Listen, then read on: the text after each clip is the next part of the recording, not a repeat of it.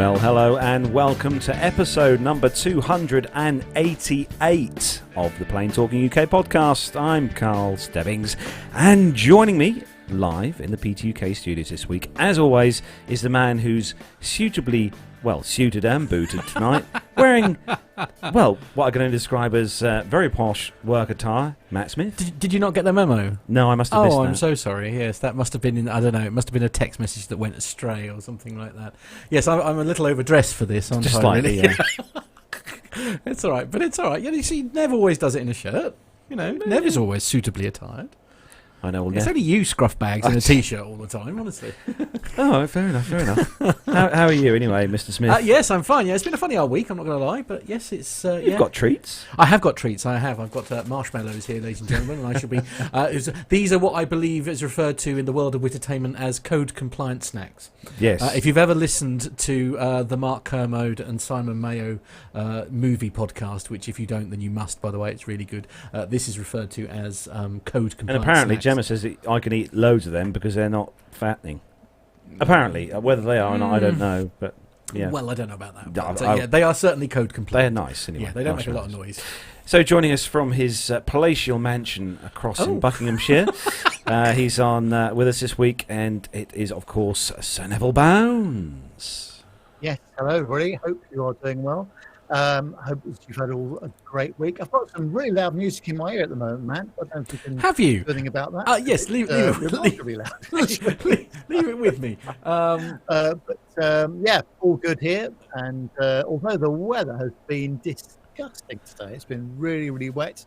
And then the sun's come out, then it's been wet again, then sunny, then rainy, then rainbows. So, yeah, lots of weird stuff. As you do, rainbows. Gotta love rainbows, yes. Up above the trees and houses, rainbow flying high. Sorry, it's just me that remembers that. Fair enough. And moving swiftly on to our next co-host of the show. He's joining us for a short while this evening because I expect he's got to go off and fly somewhere. It's of course sleep. Yeah, it's of course the amazing Armando. Hey guys, how are you all today? All good. Nice to see you, Armando. Nice to see you back. And how are things with you in the world of aviation? Well, really good, actually. I'm sitting at an FBO at an airport, a random airport in an undisclosed location in the eastern United States. Oh. It is hot. Okay. It's probably 30-something degrees Celsius, so it's hot and humid. So it's terrible weather to be in an airplane. But I did get the chance. I'm narrowing down my portable podcast setup, so I'm able to dial in with just it's great with an iPad, thanks to actually Captain Jeff, who kind of guided me on the most efficient and small podcasting setup. So very good. Yeah. That's good to see you. I suppose that's the advantage about our configuration here, because all the big stuff is here in the studio now, so you can sort of, it's sort of easy to sort of dial in much easier than it used to be anyway. It's so you're in an undisclosed location. This sounds very top secret. Oh no, I'm still in North Carolina. It's right. wicked hot. It's wicked humid.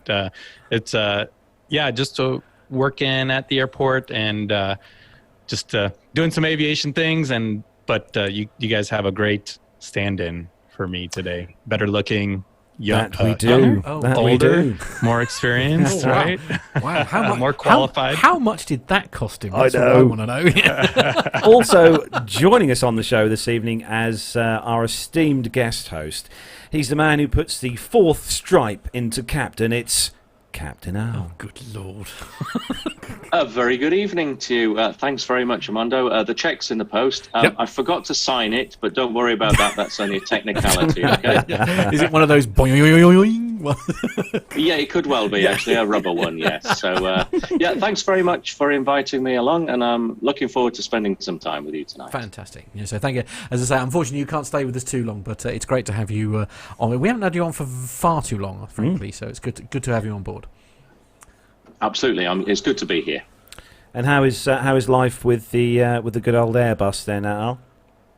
Fantastic. Yes, I did a little hop to London Luton to sample the weather today, and I'm currently in Bucharest, where it's a pleasant 22 degrees Celsius. Oh, very nice. Very nice. Very reasonable, yes. Sorry to hear about the Luton side of things. shame, but there we go. It was a little bit wet and windy, but there you go. Yeah, Carlos has got a bit of a black spot now when it comes to Luton. He's decided that it's, I don't know, it's sort of, Satan's, I don't know, garden or something. Are you not a lover of Luton, Carlos? No, after my experience 2 weeks ago, I think I shall pay the extra and fly from Stansted or other airports. Other airports are, of course, available. Yes. Yeah, I do like to retrieve my luggage at least, within an hour after landing, preferably. Anyway, let's not get him on that subject again. Moving swiftly on. Yeah. So we are going to start the show then, as we do each week, with a rundown of the weekly news from around the UK and the world. So if you're ready, Matt. I'm born ready. And if you're ready, Nev. Yes. Armando. Sure. Al. Let it roll.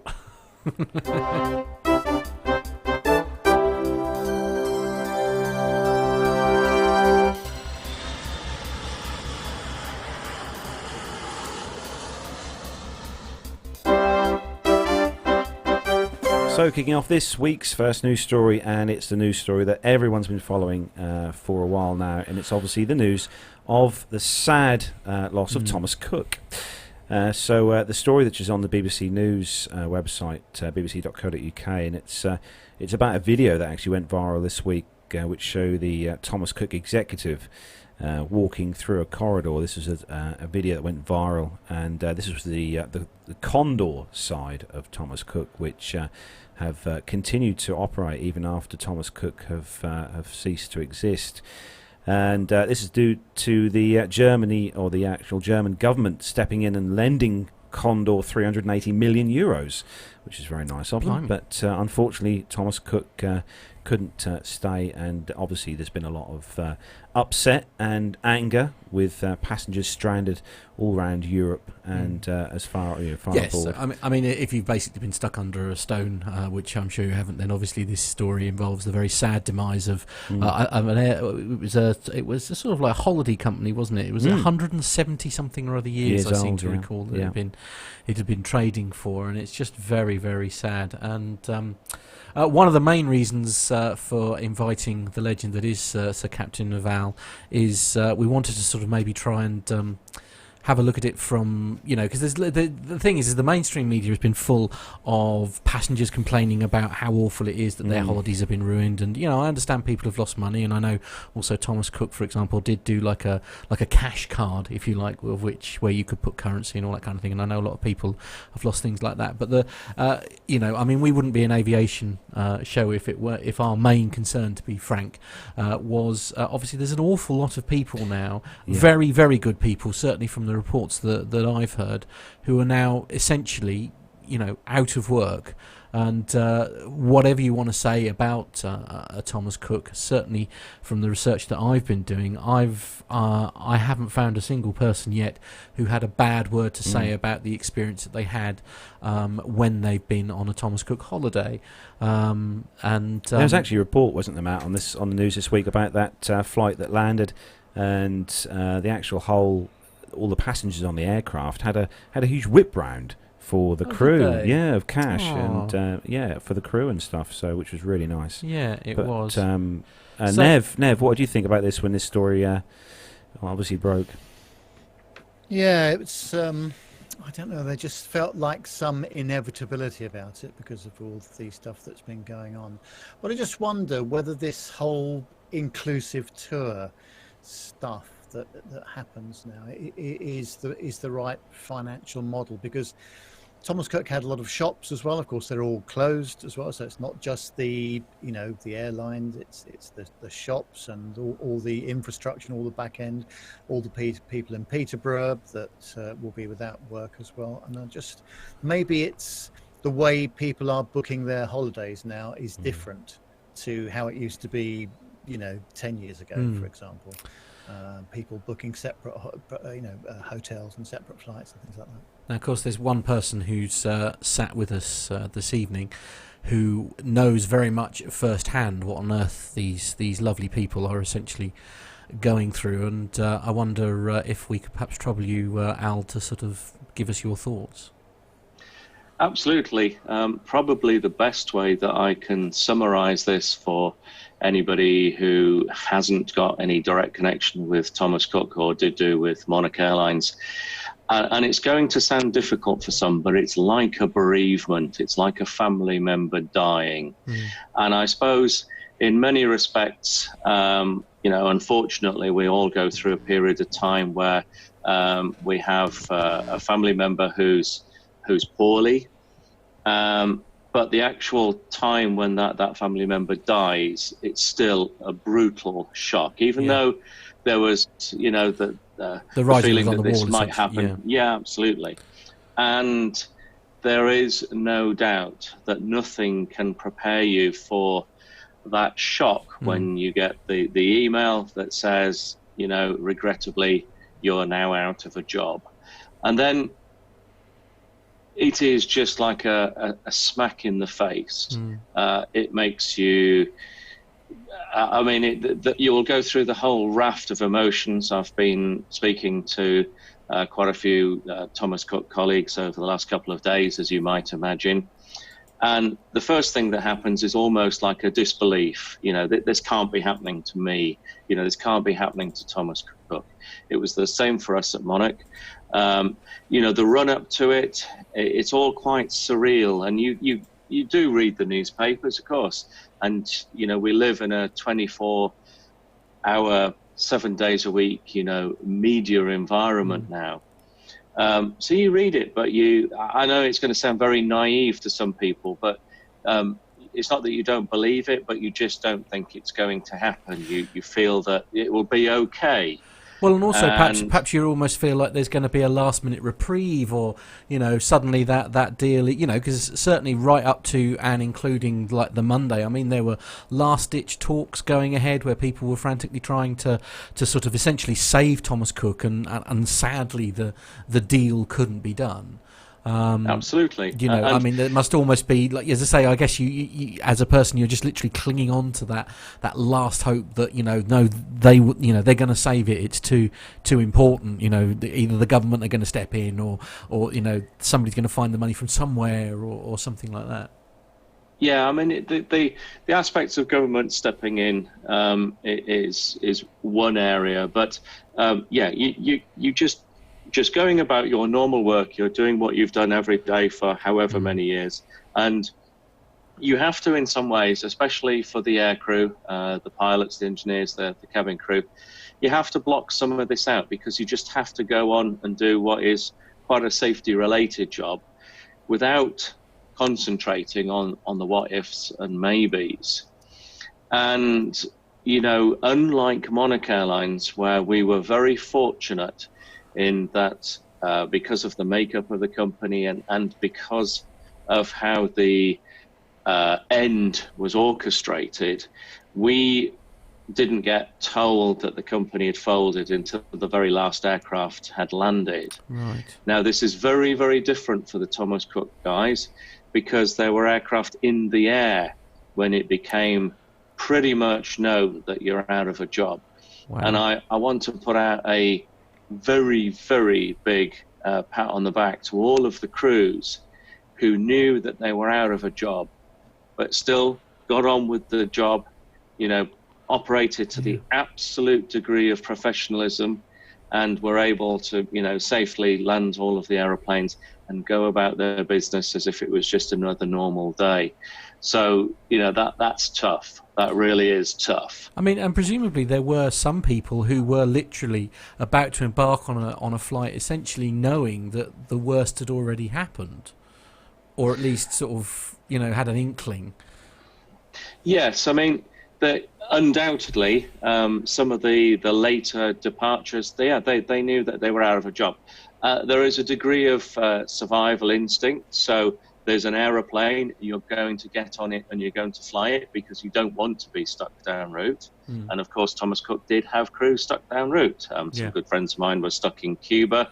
It's been a little bit in the media that the hotel made it difficult for the crews to leave because the hoteliers are owed money, and ultimately they will receive that money.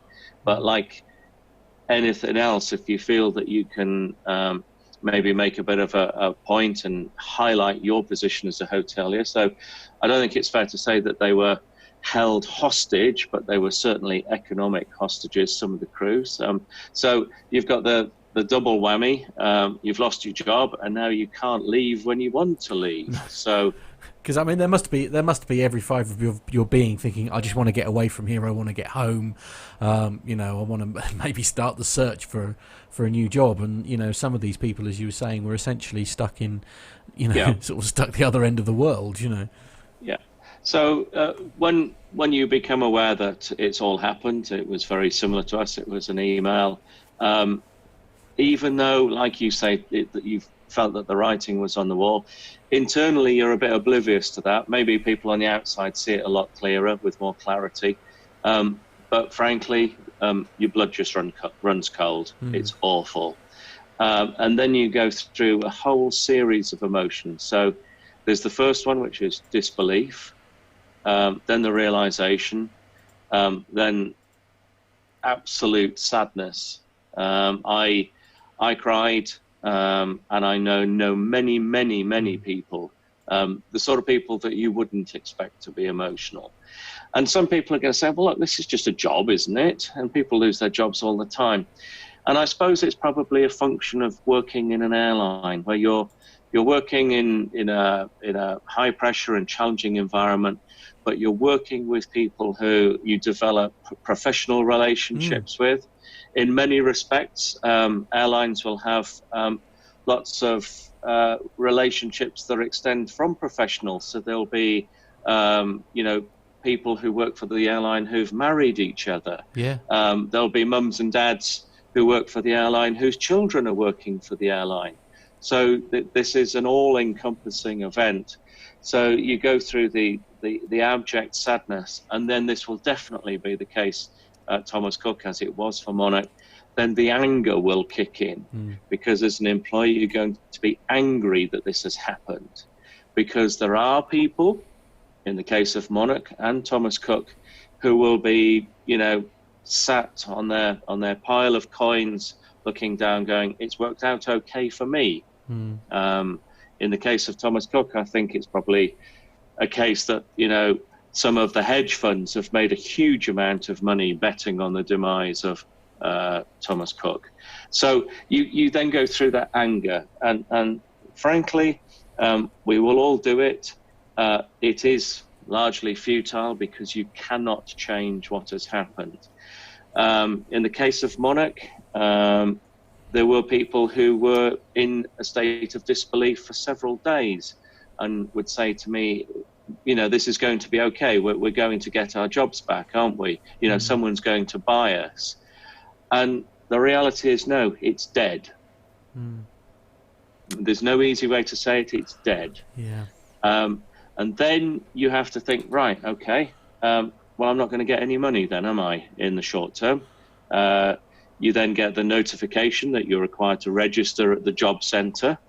And you then have to go for your job seekers allowance interview. Now, Wow. it's for some people, and for many people, they're going to go, well, what? But for a lot of us, I mean, in my particular case, up until the point of the demise of Monarch, I'd never been unemployed. From the time of leaving school till 2017, I'd never walked into a job centre. It's got nothing to do with status or class. It's just, I don't know how this works. What happens here? It's just a completely different world, an unknown world. And then you start to think, right, okay, well, how do I put all of this back together? Before this happens, you have the dreadful breakfast with the family, as I did, where you're saying, okay, well, Dad's out of a job. Things will be okay, with tears running down your cheeks. It's not a nice thing to have to do. And you can imagine the breakfast table, as there are for people at Thomas Cook, where mum and dad and son and daughter all work for the airline. I know one family just like that. Yeah. So the entire family income is destroyed in one email.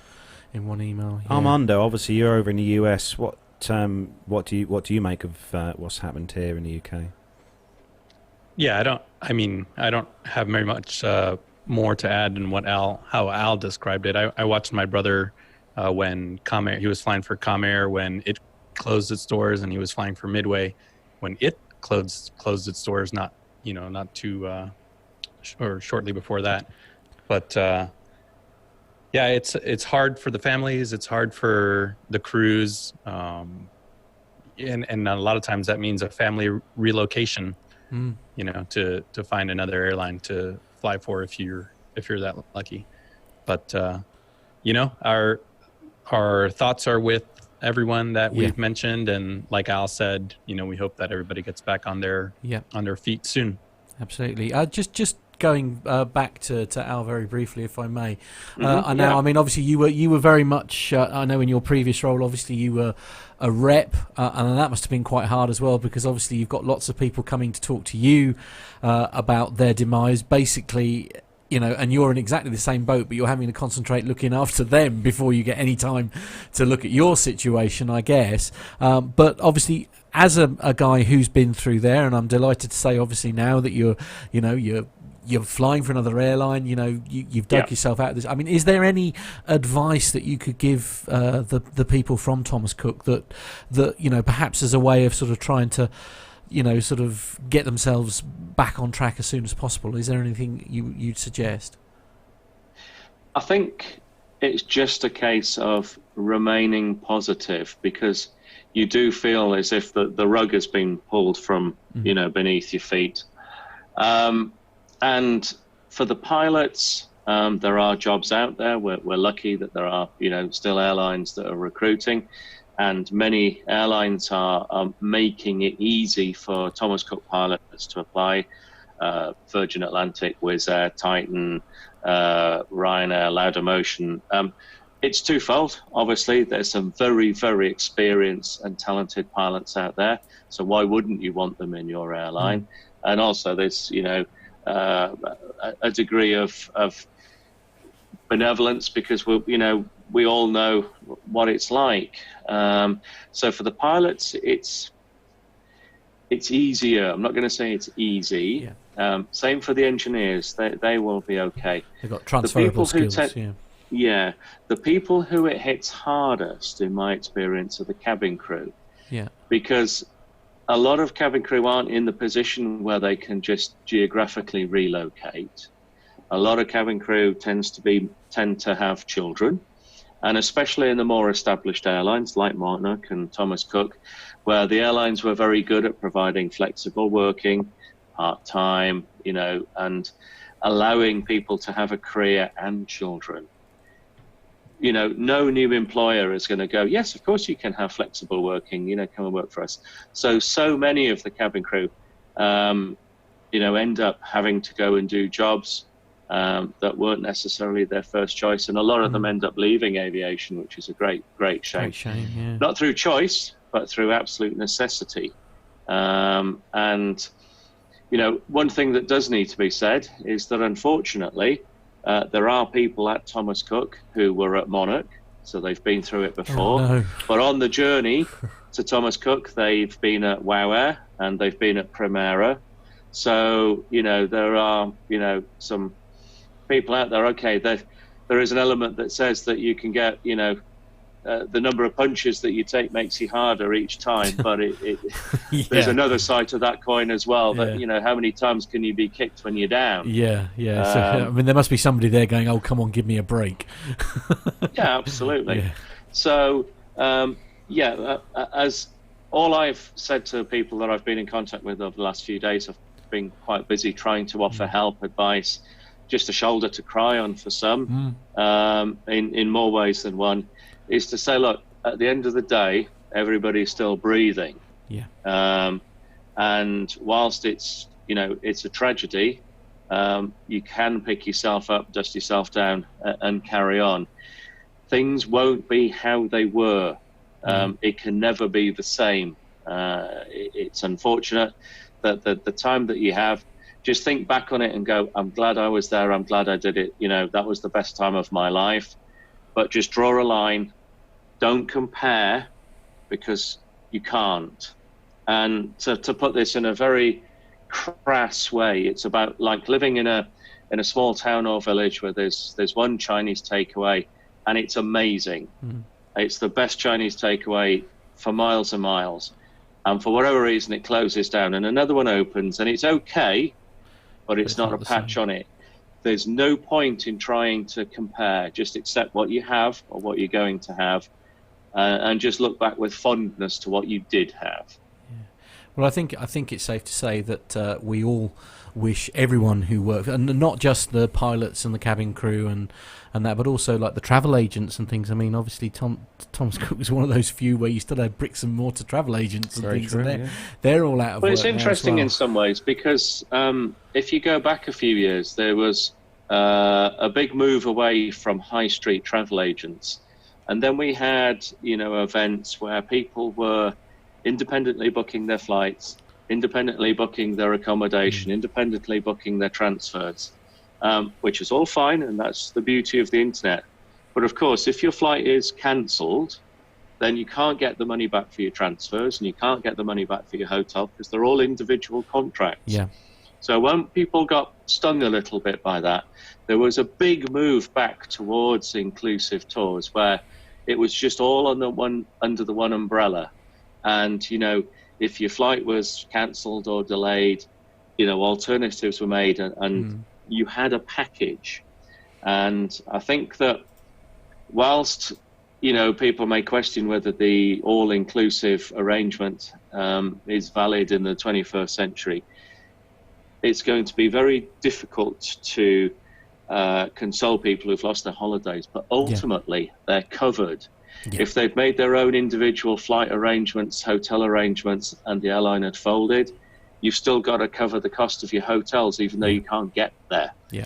So it's almost a case of you can't win one way and you can't win another way. But I'm sure that there will be many people who will trawl through the wreckage of Thomas Cook and highlight where it went wrong. Yeah. But that's not for me. No. And of course, it is one of those airlines again, because it was a full-on package thing. So it was the vast majority of people who were with Thomas Cook will obviously be ATOL protected, and I think it's safe to say that the Civil Aviation Authority, and I think mentioned specifically by the CAA, where Titan Air have been doing a sterling job in. Did you say it was like 40,000 people? Did you say earlier? 40% of people, I think, have already been repatriated in basically 5 days. So credit where credit's due. So this awful thing has happened, but. There are people working very hard behind the scenes to make sure. And of course, the CAA did say what an amazing amount of help they'd received from these now out of work staff at Thomas Cook, who have been going out of their way to help the CAA get everyone repatriated. And I think that really sort of tells its own story about the kind of people perhaps who were working for that organisation. Very much so. Yeah. Right, well, we'll move on, I think. But Al, thank you very much for that. Yeah, I appreciate that can't have been very easy for you, because I mean, as you say, you've been there. No, it's kind of weird actually, because when I saw it unfold on Monday, it was again. Those of you who know me quite well will understand, but it was a bit like reliving 2 years ago all over again. Yeah. Truthfully. I feel really, really bad that it's happened again in the UK, and I hope that maybe going forwards that some form of legislation or something is put into place that we can avoid these type of events, because it doesn't do anybody any good, this. No, agreed, absolutely. Well, as I say, we wish everybody at Thomas Cook, both admin staff, cabin crew, pilots and everyone, we wish you all the very best of luck in sort of finding new employment. And as Al said, let's look on the bright side. Everybody's still with us. That's the main thing. So you've still got your families and you've still got your friends. And I'm sure it'll be very tough for you all. But we're wishing you all the best, guys. So you're happy to stay with us for a little bit longer, Al? I know you've got absolutely, yeah. No, I'm good for a little while longer. Brace yourselves. So moving swiftly on then, story number 2. Yeah, Ryanair story. You'll enjoy this. For those of you who like to take some hand baggage, Oh, God. on flights. Right, okay. Theexpress.co.uk That's not the way to talk about your wife. Stop it. She's not listening. She never listens. She'd be asleep by now if she was. Theexpress.co.uk. Somebody said in the BFF chat earlier today, it's like, Matt, you don't work in the PR department at PT UK, do you? And it's like, no. What did I say? I think I said I was Nev's underling. I think that's what I said. But indeed, anyway. Express.co.uk is the paper. The headline is Flights. Which budget airline offers the most hand luggage allowance? Is it Ryanair? Europe's 4 main budget airlines have been pitted against each other to reveal who offers the best options for travellers flying with just hand luggage. With so many travel bargains on offer, which airline comes out on top with its hand luggage policies? Budget airlines Ryanair, EasyJet, Wizz Air and Jet2 are all renowned for their non-stop flights across the continent, offering travellers a slice of adventure for a very appealing cost. However, it isn't uncommon that they make back these savings in other areas, including fees for seats upgrades, hold luggage and even hand luggage. This can be particularly troublesome for flyers hoping to jet off with just a carry-on bag. Whether it's at luggage limits or size restrictions, passengers often run into unexpected baggage bothers when that's a mouthful when travelling with low-cost airlines.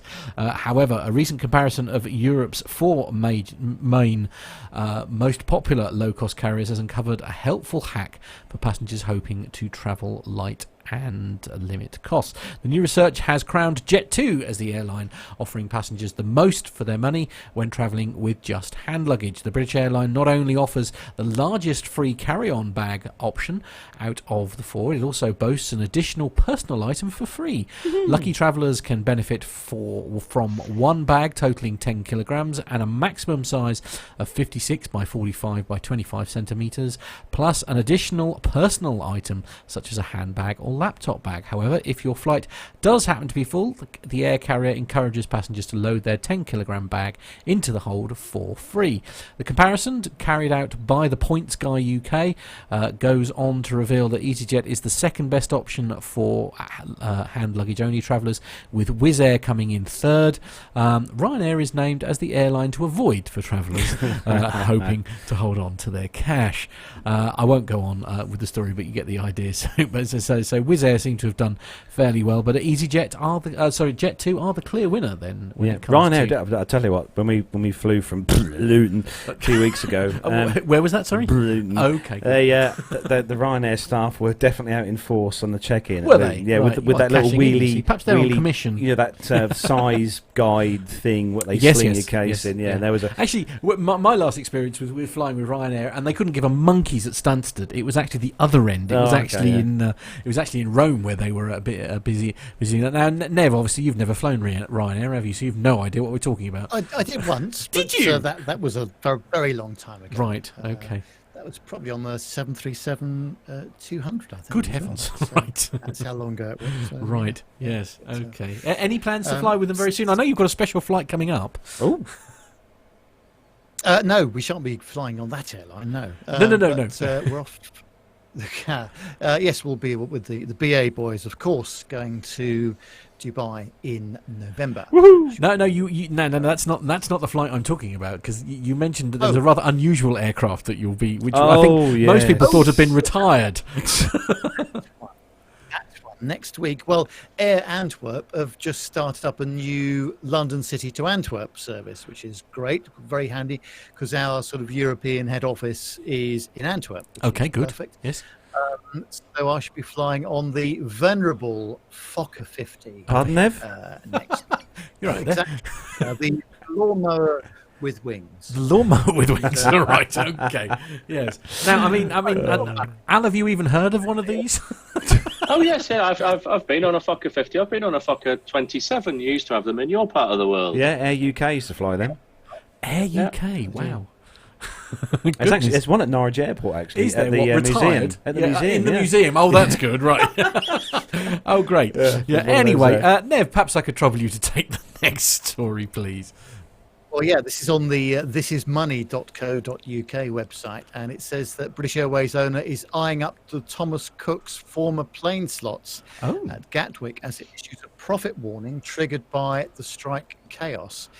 So IAG, which is British Airways owner, has issued a profit warning after taking a hit from the 48-hour strike action by its pilots earlier this month. The strike cost the group around £121 million, and further passenger disruption triggered by threatened strikes by staff at Heathrow Airport has cost the firm just under £300 million to date, meaning that IAG's annual profits will come in lower than expected. And less than a week after Thomas Cook's collapse, IAG's boss has confirmed that it's looking to snap up the stricken holiday group's plane slots at Gatwick Airport. Willie Walsh said if there's slots available, we'll be looking at slots, but through the normal way, through the slot pool. But if there's an opportunity to acquire some slots through the administration, we clearly see Gatwick as an opportunity for us, and that is something that we'll be looking at. And after the rescue negotiations failed, as we know, Thomas Cook collapsed on Monday, prompting the biggest peacetime repatriation to bring 150,000 British holidaymakers home. BA is one of a number of airlines helping with repatriation efforts through the release of planes to bring stranded Thomas Cook customers home. So, Nev, do they have? Do BA fly out of Gatwick much already then, or is this? They do, yes. It's mainly for holiday type flights, but they've got usual scheduled stuff as well. Not as anywhere near as much as Heathrow. And they fly their US flights, the 777 flights, and that kind of thing out of Gatwick as well. I'd imagine a few other airlines are eyeing up those slots too. I bet they are. Any jump to mind, Al? Just about anybody who's already at Gatwick. Oh, okay. So EasyJet, Wizz Air, and anybody else. It'll be interesting to see how this all plays out, because the collapse of Monarch set a High Court precedent in that those slots can be traded. There was a question mark as to whether they were assets or not. So that the High Court ruling is after the demise of Monarch is that they are a tradable asset. Right. So therefore, that they have great value. They have value. Okay. And I'm sure Mr. Walsh would like them, and many other people will be too. Well, and presumably, Gatwick again. I don't think I'm speaking out of turn where it's quite renowned for being shall we say, a congested airport. In It's the busiest single runway airport in the world. Right. Yes. So slots, therefore, are presumably potentially quite valuable. Hugely. Yeah, indeed. Well, as will the Manchester slots be. Oh yes, of course. Yeah, because that's a busy airport. Yeah, that is true. Well, is there anything else you would like to add to the story there, Nev? Sorry, I cut you off in your prime a bit there, didn't I? Oh no, that's all right. But this is the usual problem, of course, of forecasting business, but IAG have got the problems that everybody else has of fuel prices and exchange rates, and therefore they expect their 2019 operating profit before exceptional items to be 215 million euros lower than the 2018. But still, nevertheless, a profit, I assume. Not well, indeed, but. I don't know what happens with a lot of airlines kind of hedge fuel, so they actually buy fuel, well ahead of time, to try and avoid or offset some of this kind of currency and fuel price fluctuation. Sorry, Al. One fact. I was going to say the one factor there is, of course, that the British Airways strike is unresolved at this period in time. True. Yeah. Don't say that. Yeah. When is your flight, gentlemen? Not for a little while, yeah. Anyway, yeah. Oh dear. Captain Al, if you'd like to take the next story, which is quite an interesting story, as you have obviously may have been in this situation before with an airline and flown with young children. Yes, this is from CNN Travel. Are you impressed there how I was able to just pick up that and...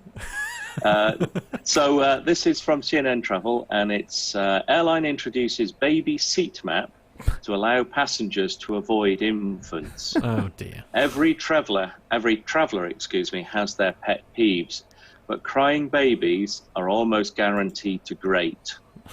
Now, Japan Airlines has revealed a new tool that lets you dodge infants when you book your seat. Passengers travelling with children between 8 days and 2 years old who select their seats on the JAL website will have a child icon displayed on their seats on the seat selection screen, reads the airline's website. This lets other passengers know a child may be sitting there. One Twitter user praised the feature following a recent flight. Thank you, JAL JP, for warning me the way your babies plan to scream and yell during the 13-hour trip. Before baby phobes get too excited, Japan Airline cautions that the baby map will not display child icons in certain situations. It only works for bookings made through JAL's website, for example, and icons will not display if there's a change in aircraft. If you're taking a small child on your trip, JAL offers a number of services to make your experience better. The airline provides a number of strollers for rent in the airport and will accept baby strollers, this is push chairs for anybody who's not American, as checked baggage for free. Passengers travelling with infants also enjoy priority boarding and offers hot water for bottles as well as nappy changing facilities on board. Okay, interesting story. Can anybody see the potential problem with this? Well, I mean, I don't like it, full stop, if I'm honest with you. What kids? Okay, I have, as a parent of a young child, not necessarily a child fitting into this age group, have an issue with this. And I don't want to be unduly pessimistic and judgmental. Is there a possibility that somebody could essentially on purpose choose to sit? Yes. Well, does this not expose your child to a paedophile? Well, indeed.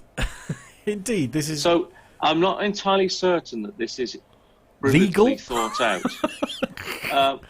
Well, I'm not so sure that it breaks any laws, but most parents are reasonably protective of their children. And whilst I can see that this appeases some people, I think it opens up the airline to some serious issues. Absolutely. I don't get me wrong. I was just saying, my idea of being very miserable essentially would be stuck next to someone who's screaming their lungs out. But at the end of the day, I mean, it's not their fault, is it? The mum and dad have a right to go on holiday and and enjoy a bit of quality time. And if you can't put up with, it for 5 or 6 hours, which is the average length of a flight and stuff, I don't know whether some people just need to chill out, don't they? I mean, I might be mistaken here, but weren't we all babies? Oh no, absolutely not. No, I never cried. That idea. No. Yes, of course you're right, Al. I completely agree, and I dare say we were all screaming. You, Carlos, perhaps not. I always screamed on our flight if I wasn't allowed to go at the flight deck. Of course, yes. Yeah. Well, you do that now, don't you? Well, I do. Yeah. Yeah. Did you go on the flight deck on your Ryanair flight? No, I had a chat with the FO when he was coming out for a pee halfway across to Malta, but... Oh, yeah, we love that when people pounce on us just as we're trying to go for a slash. Yeah, exactly. Yeah. The amusing thing was they put the fasten seatbelt sign on to make everyone sit down, and then he came out, so I thought, well, I'll get up and have a chat with him then. Even though the seatbelt sign was on, you very disobedient individual, you. But to be fair, he had a chat with me, so it's quite nice. Yeah, right. Yeah. Okay. Anyway, moving on. He humoured you. You mean he humoured you? All right. Exactly. He was young. Okay. Perhaps he hasn't given. Perhaps he doesn't mind still. Then Al. Perhaps there's hope. Perhaps he still does. No, okay. I mean, there will come a point where you pilots are supposed to appreciate us. Why? Why do they have to appreciate? As you say, they're probably desperately in need. of people who accost you when you're trying to go to the gents. Yeah, absolutely. Yeah, desperate to go to the loo, and you've got this plane geek that wants to talk about flights and landings, and did you have to fly VFR, and did you have to, honestly, no. Do you ask some questions like that? What was the landing like? No, right, okay. Go on then. What sort of questions do you? So, all right. Al's desperate to go to the loo, right? He's literally rocked up. He's literally got up thinking, right, I need to go and have visit the gentleman's room. And then this aviation geek, aka Carlos, accosts poor Al, who's desperate to have just a sandwich because he hasn't eaten for like 6 hours or something silly, and that's we all know is a record. So what is the first question you would ask? So Al's stood here right now. What's the first thing you'd ask him? Come here often? Please be kidding. You come here often. Okay. All right. Anyway, moving swiftly on. You haven't answered my question. Before we move on, I've actually seen this happen with my very eyes in a hotel at Heathrow. I'll keep the story fairly short. I was just there in civilian clothes, and it's a hotel that's frequented by a lot of BA crew. And there was this poor British Airways captain in his uniform. He was just having his breakfast before obviously going to report for his flight. So he had his uniform on for expediency. And it was one of those hotels where breakfast is a buffet. And the poor chap had got his plate and he put everything on his plate. And he was just on the way back to his table to sit down and eat it. And a guy accosted him and wanted to talk to him. And he ended up talking to him for 15 minutes about where he was going. And of course, with all due credit to the BA guy, he fully, did the, to fly to serve routine, and he humoured this guy up until the point where his entire breakfast went cold. Oh, no. And eventually the customer, the other guy, said, "Okay, I'll let you enjoy your breakfast." And the captain, I could just see him looking at his, shriveled up sausage and his congealing bacon. I beg your pardon. Oh dear. So yes. So if you're going to accost a pilot by the toilet, at least have the grace to do it when they've come out. Yes, not as they're trying to go in. So come on, you haven't answered my question. When they shake your hand with a wet hand. Yes. Just trust that it's water. Okay? Right. It doesn't matter whether it's not. Even though, nobody's trying to get their own back on you, I promise. So come on then. What things would you ask a pilot when you get up to you can't, come on, let's do some role play here. So Al's just walked out of the thing. Masha's very excited about the option of role play, by the way. So we're going to see this through to the end. All right, you want the answer? I do. Right, yeah, okay, absolutely. right, so right. Al's standing there. So Al's just got up because he's desperate for a slash. So, given the chance to fly any aircraft, albeit retired or still flying, go away. Oh dear. Senor, me not speak a lot of English. You need bathroom, sir? Genius. Okay. Oh, anyway, right. Moving swiftly on. I think the good news is I know the next story. No. I was thinking I know what our show title is going to be this week. It's going to be episode 288, Shriveled Up Sausage. That's so moving on, moving from one subject of toilet humour onto the next story, which is on the usatoday.com site, and the headline: "Bring on the toilet," or "Bring on the bathroom humour." Right. United passenger stuck in the bathroom mid-flight. So this wasn't a pilot, this was a passenger. So visiting the bathroom mid-flight is hardly a pleasant experience, especially not on a Ryanair flight. But getting stuck in there is a whole kind You really didn't enjoy it, did you? No, not at all. The United Airlines passenger found out the hard way on a flight to San Francisco on Wednesday this week. Flight 1554 from Washington, D.C. to San Francisco diverted to Denver to assist a customer who was stuck in the toilet when the lavatory door or toilet door became inoperative. The United spokeswoman Andrea Hillier confirmed to USA Today. The passenger was safely removed from the lavatory after landing, and customers have since continued on to their destination, they said. The flight, which left Washington later on that day, landed in Denver. Was she stuck there from Monday till Saturday? Nobody knew she was there. Sorry, I'm laughing because Neil Lamworth just said the first thing I saw when I logged back into PT UK's chat room was Nev's shriveled up sausage. Enough said, really. So the it is a bit cold for the time of year. Well, good point. Yeah, absolutely. Sorry, carry on, Carlos. I'm just trying to figure out how this person got stuck in, because they're a sliding bolt mechanism on maybe most the toilets. mechanism failed. Well, possibly, I suppose. But I think the cabin crew have the ability to lock those lavatories up, Yeah, but if the mechanism has failed, perhaps they can't undo it from the outside either. I mean, that's There is something called an axe, but apparently that's a bit extreme. right. Quite a lot of damage, I suppose, if you start hacking away at the door. I guess. I suppose it's comfortable. I suppose you can sit down. You've got a seat, and you've got somewhere to Yeah, wash no your seatbelt hands. though in the event of a landing. No. I mean, to be perfectly honest, I'm a bit surprised about this because there are more than one way of unlocking the door. Actually, Owen's just said And that in the chat room. He said. Yeah, and to be perfectly honest, I mean, they're no more sort of robust than an MFI wardrobe. So, a good size 9 on it should have the thing open. Okay, that's true. Yes, yeah. One is on the lock. You can remove. Yeah, you can remove the hinge for them anyway. Yeah, so, well, and that's it. That's exactly what Owen says. One is on the lock, and the second one is on the hinge. So, there we are. So there must have been a reason why they couldn't get in the way that you thought. So the next story, Matt. I mean, clearly Hong Kong Fooey wasn't on board the flight for the the Yes, drop kick through there. Right. Yes. That's not something I'd thought of. Anyway, so the Actually, you sent me this story, I think, earlier this week, Matt. Oh, possibly. I I did do that. Did I? You did, yeah. Do it. Oh, it's asking me for an email address. Just click off the page; it'll come. Click off the. Oh, There we okay, go. very good, lovely, I know. excellent. Somebody's giving me Carlos giving me IT tips. I How know. frightening. Anyway, Slovenian airline is so this is on the Star Tribune website, and Slovenian airline given a week to sort out financial woes. So obviously we were talking about Thomas Cook earlier.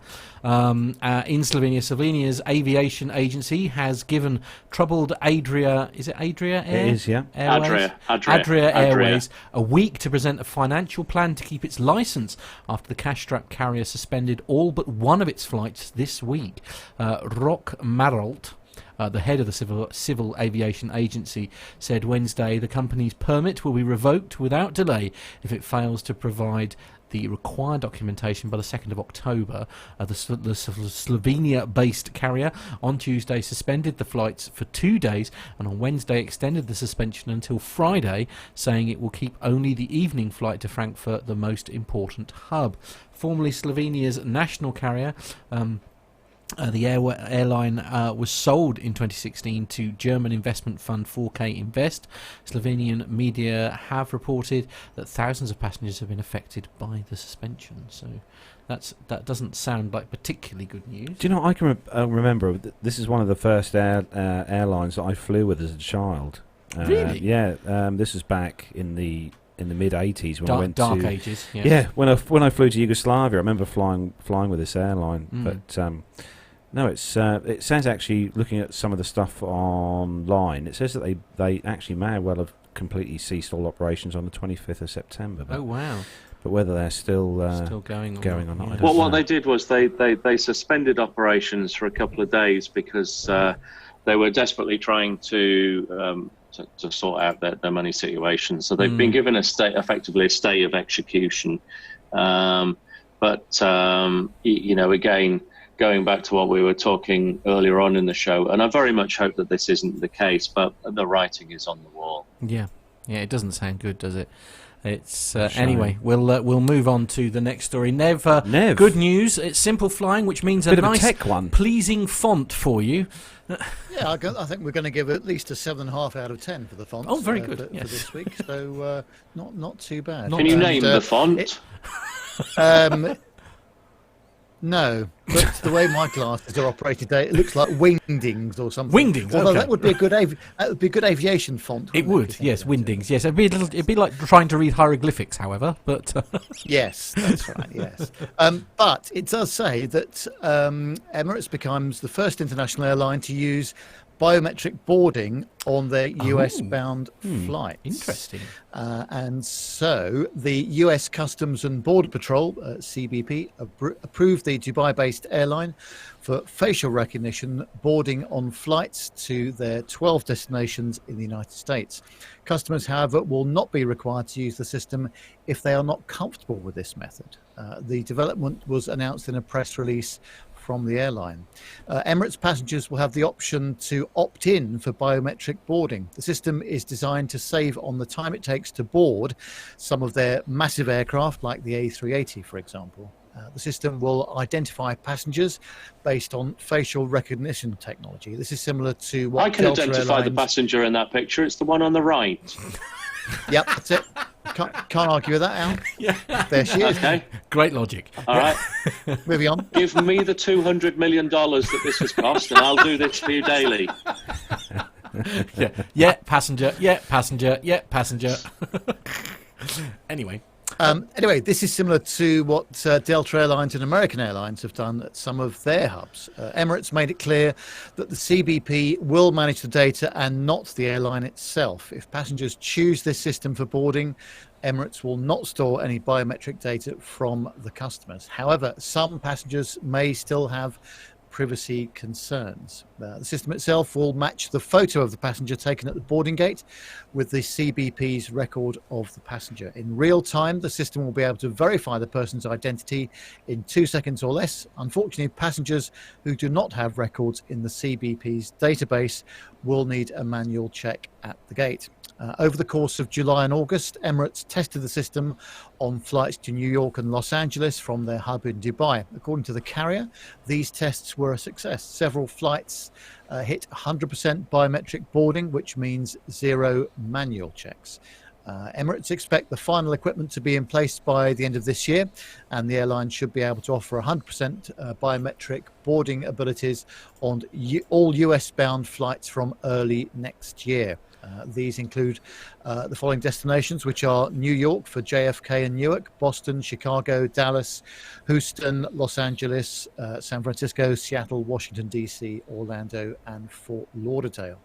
Since some of these flights are operated by A380s, biometric boarding should help Emirates reduce the amount of time it takes to board an aircraft. Although this may not significantly help with congestion inside the aircraft, nevertheless, the time savings may stack up and end up being beneficial for the UAE carrier, although it's unclear to what extent.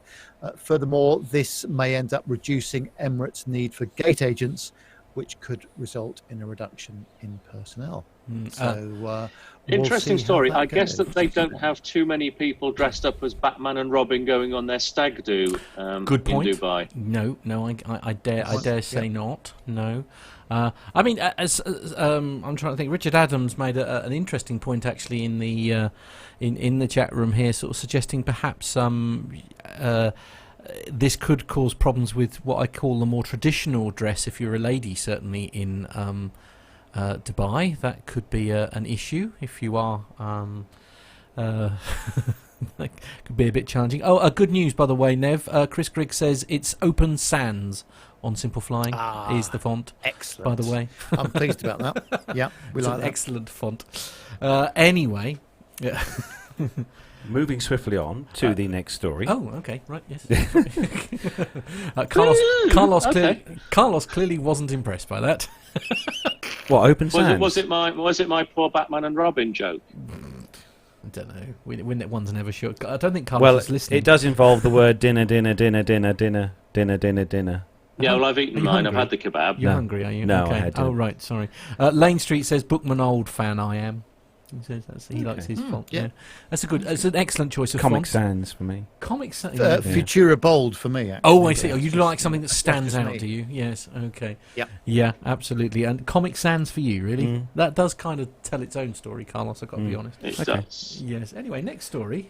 Al, Airbus story for you on Yes, the... fantastic. This comes from the Business Insider.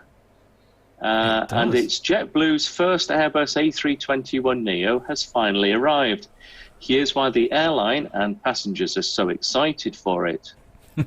JetBlue's very gagging for it. They are gagging for it. Right. JetBlue has finally begun to fly its first Airbus 321neo. The airline has been eagerly awaiting the new efficient jet since it placed an order for the 85 jets in October 2011.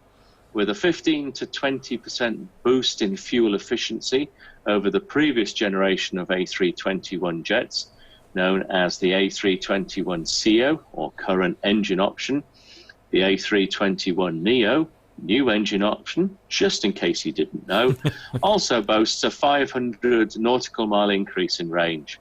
Unfortunately, production delays at Airbus have meant that deliveries have been delayed. Although 13 of the aircraft were contractually scheduled to be delivered through 2019, JetBlue's president Joanna Geraghty said on a July call with the investors that the airline expects to receive just 6 of the new aircraft this year. We are very disappointed with the continued delays to our A321neo program as a result of the Airbus production issues, JetBlue CEO Robin Hayes said during the call. However, JetBlue received the first A321neo in late June, and after 2 weeks of test flights on a variety of routes, the airline is ready to officially launch the plane into service. JetBlue's new A321neo boasts features such as the widest and most comfortable seats available for this aircraft type, and a host of thoughtful design elements that are meant to enhance customer comfort and help our crew members deliver award-winning service, said Hayes. Business Insider had a chance to tour the plane before it entered regular service, and we were seriously impressed. Take a look below for a walkthrough of the impressive new jet, which gives an idea of what all JetBlue jets will look like soon. Now, I've been putting up some photographs as you were reading that story, Al. But just apropos of nothing, if anybody hasn't updated to the new version of Windows 10 yet, by the way, for your own sake, please don't. Because bugs don't even cover it right now. Both me and Carlos are having problems here in the studio this evening as a result of said Windows 10 update. So if you haven't updated yet, don't bother, is what I would advise. So, I'm frantically But trying what to I get will that. say is, from those pictures you did put up before the 3 that I was able collapsed, to share, yes, okay, yes. There's a hell of a lot of leg room in these Is that a Neos lot of leg room? in the whether it's just with the way the picture's been taken or not, it is quite a sizable amount of leg. And in that row that they show on the picture, you've nearly got a window and a half at least for the person who's sitting on the window seat, which I think is quite good. Oh, yeah, that's true. Yeah. So Google people, how many seats does the JetBlue A321neo have? The chat room will know. The chat room will know. We'll leave that one to the chat room, shall we? Yes, come on, chat room. Have you flown the Neo yet, Al? No, I have not. No, okay. But I believe it's fantastic. I've been on it as a passenger numerous times. But is it something possibly that your airline may look to get? Possibly, do you know? We've got them. Oh, you've got them. Okay. Yeah. We're operating a few. I forget exactly how many, and we've taken the last delivery of one of our CEOs. So all future deliveries, all 180 of them, will be Neos. Okay, so you're just waiting to go on the course, or is it something? That no, I've done the course. Oh, you've done the course. Okay. Yeah. It's a very simple, straightforward course, because the aeroplane is very, very, very similar to a CEO. So it's just a very simple half a day of electronic learning. It's nothing particularly exciting about it in that sense, from a differences point of view. But from a fuel saving point of view and a range point of view, it's an amazing aeroplane. That's good to know. So the next story is a bit more exciting, I think. This next story on The Sun, obviously one of the best newspapers in the UK, thesun.co.uk. And the headline, "We're on fire!" Oh, good. Panicked passengers rush from burning 767 after failed landing in Russia. Well, I don't think the landing failed, because it actually did land by the looks of it. But anyway, panicked passengers were evacuated from a burning 767 at the end of a packed tourist flight from Vietnam. One of the wheels went up in flames after a loud bang on a failed landing in the Russian city of Barnaul, prompting a full-scale emergency as the aircraft made its second attempt. Smoke swirled through the rear part of the passenger cabin as the aircraft landed, said reports. A woman passenger on the 7-hour flight said that somebody shouted, "We're on fire!" And then there was chaos as people rushed forward and started pushing each other. Oh, what a surprise. I'm surprised they weren't getting their cases out of the overhead bins. Lane Street says, "Isn't a failed landing a crash?" Yeah, I think that's probably there. There are a total of 56 injuries of passengers who were ordered to flee the plane using the emergency slides, one of which failed to properly open during the evacuation. They were instructed by the crew to run 650 feet exactly from the burning Azure Air 767-300ER. I wonder if they've got tape measures in. 650 feet. It's very specific, isn't it? Yeah. They were 330... what does that convert to in meters? That will probably give you a reason as to why it's quite a precise amount. A few. Right. Matt will do that now. Actually, Nev will see what that is. Actually, Nev Will will he? find Yes. out. Yeah. One male passenger said that people were in panic at the start when the steward said that we have to get out as quickly as possible. Women were screaming. A woman tourist, Mariana Shulenko, said that there were no injuries during the actual landing, but there were during the evacuation. Right. There was panic, crowding, bruised legs, broken legs. It was really harsh, she said. Let me guess. People had their luggage with them. They were probably wheeling their luggage down the aisles. Absolutely. That's the only reason people got injured, because Firefighters reacted quickly. The air crew were also great. A stewardess yelled in different languages and threw people off onto the gangway. Right. Videos show passengers screaming as they emerged from the stricken aircraft onto the snow-covered tarmac. Reports said that flames were seen from the landing gear of one wheel as the 28-year-old aircraft made its second approach. The evacuation took 5 minutes. The fire was extinguished 11 minutes after landing, it was reported, and most of the injured were treated by emergency medical teams at the airport. Others were moved to hospitals. 2 had broken bones, a woman had suffered spine and kidney injury, and 7 ambulance teams were at the scene. The Russian plane had flown from Cam Ranh in Vietnam, and the airline said, thanks to the professionalism and orchestrated actions of the Azure crew and passengers, they were all evacuated. A preliminary investigation was launched by the Russian authorities into the incident, and it's safe to say that, well, this was one of those flights, I think, where things didn't quite go to plan on the evacuation, by the sounds of it, with people getting injured. It seems to always be that people, in an incident like this, where the aircraft actually does get down and lands reasonably safely, that people just tend to get injured and stuff on the actual evacuation. Why is this? It's not being funny. Is it because they've got their suitcases with them? It could possibly be, yes.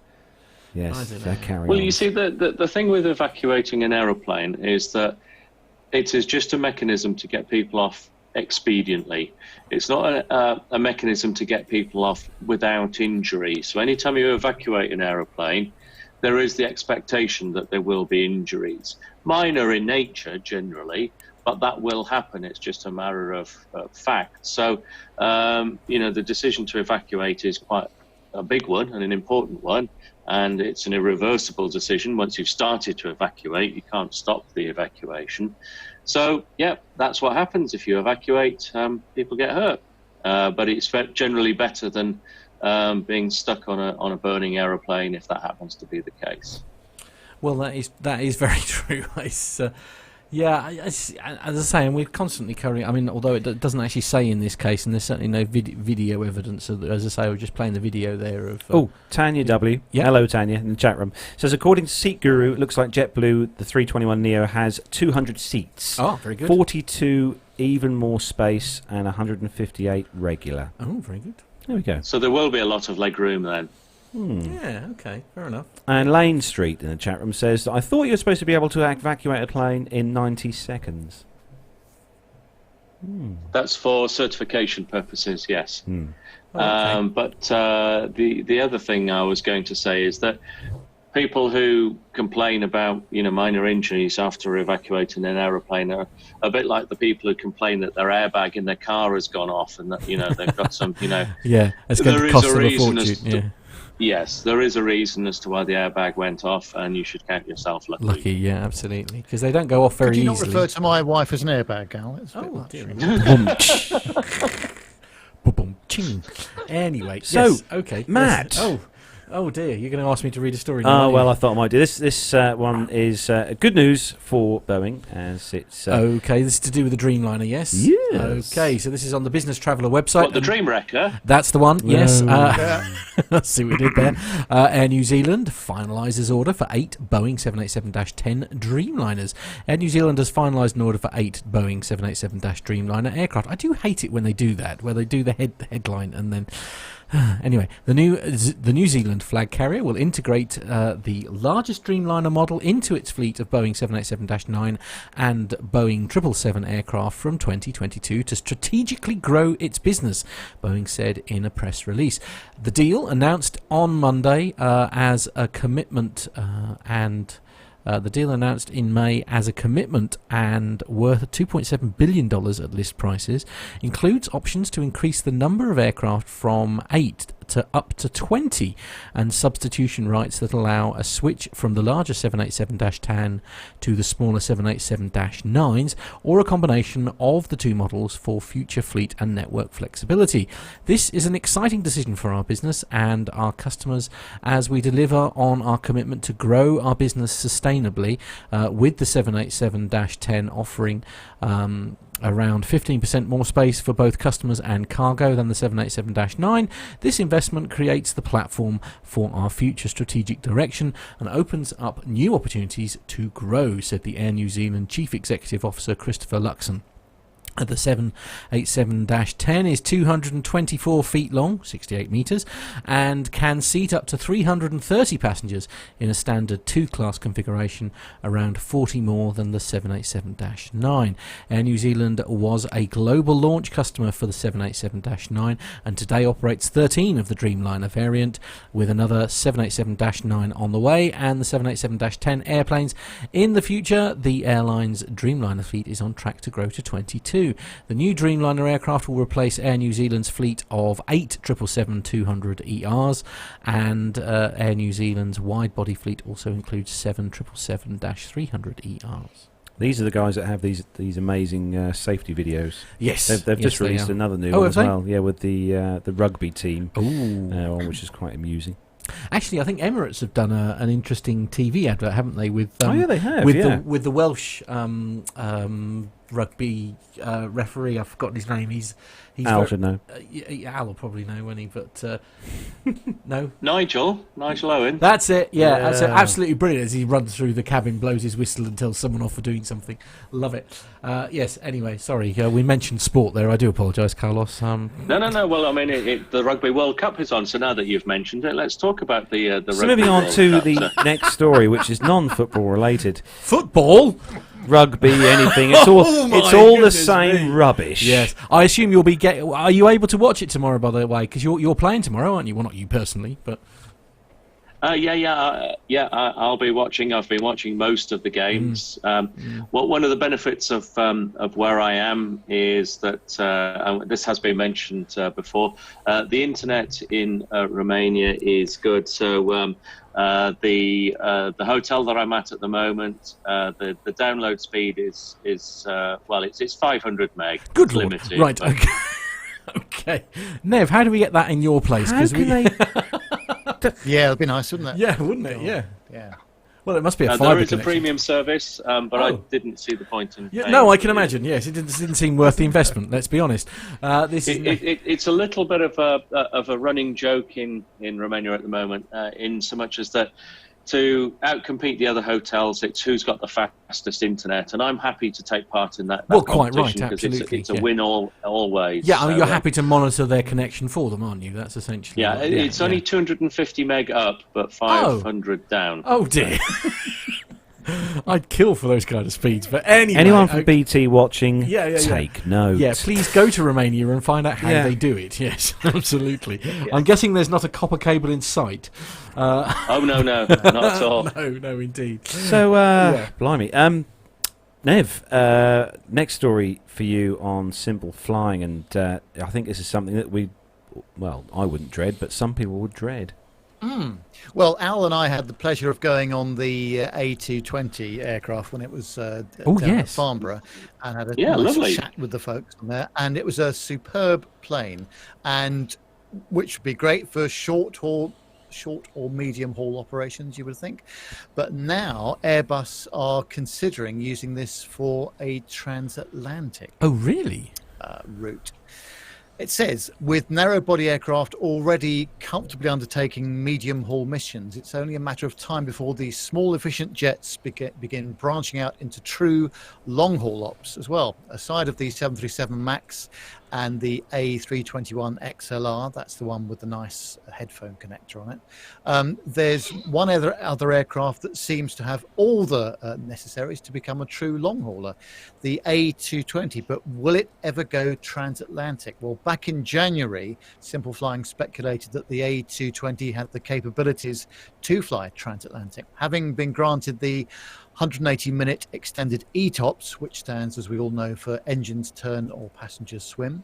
London to New York suddenly became a possibility for the aircraft, something that Airbus was keen to point out.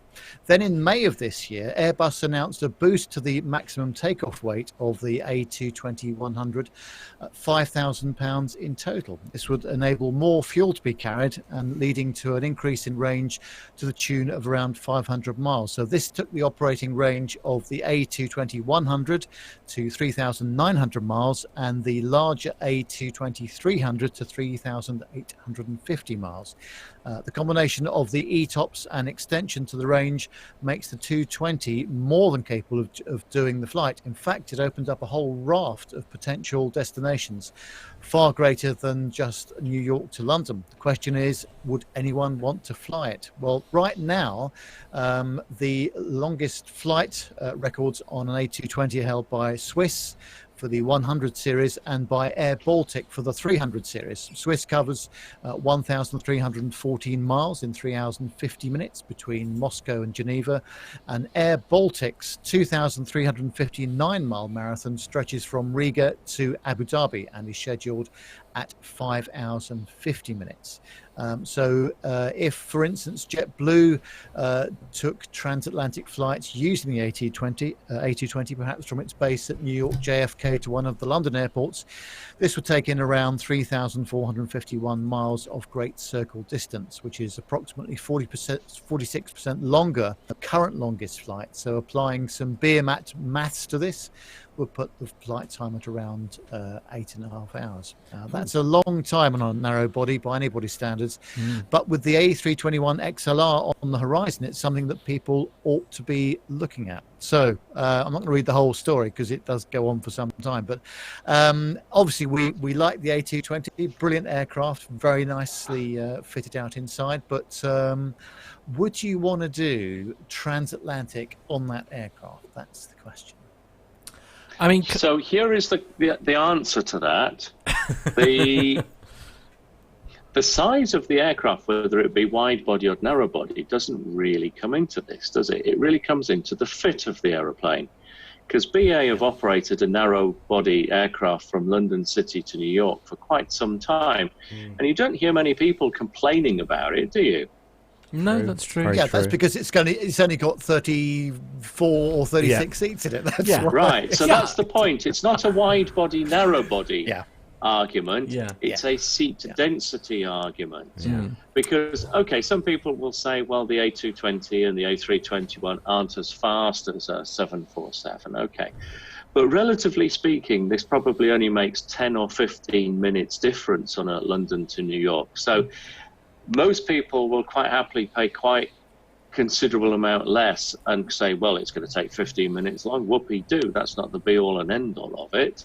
Let's look at the bottom line of the cost of the tickets. So I think it all comes down to really how the aircraft are configured rather than narrow body, wide body, 220, 787. So yes, it's an interesting one. Do I think that the 220 will fly transatlantic? Almost certainly, but probably more in a VIP type config rather than however many it can carry. I don't know, it carries what's the capacity of this thing when it's fully fitted? Does anybody know? Probably about 100 or something like that. I don't know. It's about 100, 110 seats, wasn't it? Yes. Yeah.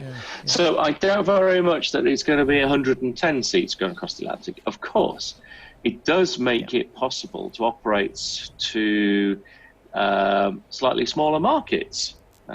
So, for example, just a random one out there, Cardiff to New York. It's not a big market, so that becomes an option. So it's going to be interesting to see. But for me, it's No different, wide body, narrow body. It's not about the girth, it's about the comfort, isn't it? Well, indeed. Wow. Indeed, and there I think is a perfect place to end this particular story. Whilst before the DTI close you down. yeah, indeed, that's right. Yes. So perhaps Al, I could trouble you to take the final story, please.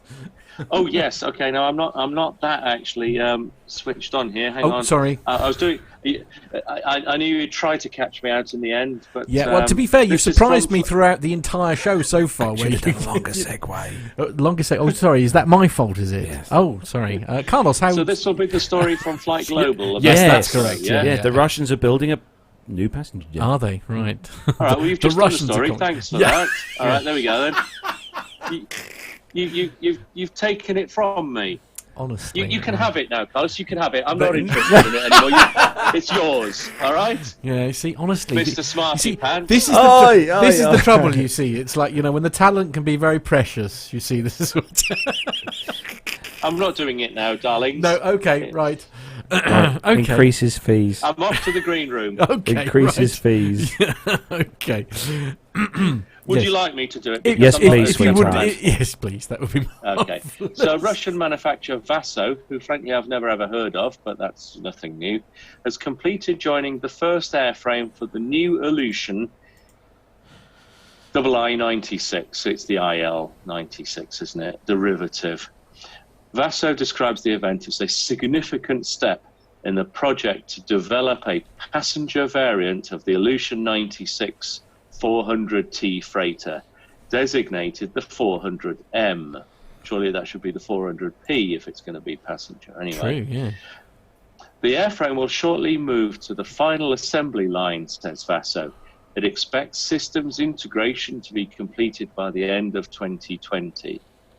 The first Ilyushin 96 400M flight is scheduled for 2021. Like the cargo version, the aircraft will be powered by 4 enhanced Aviation PS90A1 engines. With a fuselage of 9.65 meters longer than the baseline Ilyushin 96 300s, the new airliner is set to accommodate about 400 passengers. The Ilyushin 96-400M project is largely sponsored by the government, and Vaso envisages building 6 examples. Its parent, United Aircraft, deems the aircraft crucial to preserving domestic competencies in building long-haul, wide-bodied transports. Do we have a picture of the thing or not? of No. the thing. It's probably quite ugly, so we'll just move on. There appears to be no picture on the post. I'm afraid. Otherwise, I would put it up. But no, there is no picture. Not deemed worthy enough, clearly. I'm just surprised they've chosen to pick an old sort of frame as this, because the Ilyushin 96 has been around for quite a while actually. This was 1992. Gosh. This Okay. first flew, but obviously they want to try and break into a market that's already heavily dominated by Boeing and Airbus. Yeah, I bet. Yeah. Well, I'm not Well- entirely certain that converting a freighter into a passenger aircraft is the way to go. it usually goes the other way, doesn't it? It's usually a passenger Yeah, well- aircraft that's converted into a freighter. Yeah, I mean, usually it's just a case of, painting over the windows, taking the seats out, and, Bob's your auntie, there you go, chuck the containers in there. When you've got to cut holes in the side of the aeroplane, because, traditionally people like to look out. Yes. I don't yes. think this is going to be the step in technology that, allows for digital windows, choose where you'd like to look at. Well, that's Would you true. like clouds or non-clouds? Stare from the this underneath. is- Yeah. yeah, but if they're planning on making 6, it's not a large production run, is it? No, okay. It maybe just be tester, I suppose. Perhaps they just sort of see if there's any interest. They do like to sort of do sort of copycat craft, though, don't they? It's like they sort of do several, don't they, where it sort of changes.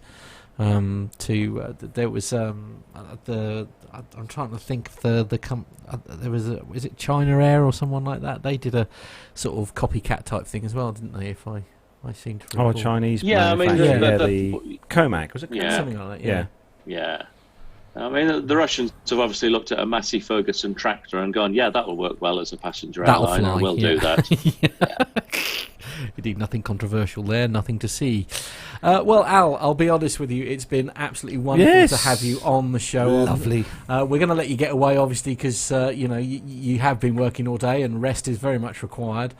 So thank you so much for joining us. It really is so very appreciated. An absolute pleasure, and I know that I was invited to give my perspective on the Thomas Cook collapse, and in the nicest possible way, I wish I hadn't have had to have come on the show tonight. Yeah, no, but thank you all the same for the invitation. I have enjoyed it as usual, and I shall go off now and have an ice cream before retiring. Of course, absolutely. Those are the rules. If you're not aware, also, obviously, he does appear on our show occasionally, but of course, you can catch him on virtually all episodes now of the Plane Safety Podcast. Oh, where do they go to find that then, Al? That's a really good question. Okay, I'll look it up. But probably because Pip normally does this bit. But yes, if you go to your favourite podcast application, whether that be iTunes or wherever, it is the Plane Safety Podcast. And if you cannot find it, then you can contact me, and I will ask Pip how to do it. Yeah. But you can contact me on Twitter at Airbus_Al.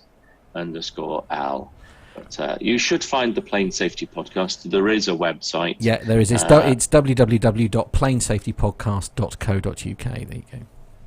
And I probably will it's not .com, be a regular sorry, it's .com. Yeah, it's .com, sorry. It's planesafetypodcast.com. That's right. It's a cheaper domain name that we've gone for there. yeah, absolutely. But having made just a complete hash of promoting the podcast, I'll probably be thrown off now, so that will be it.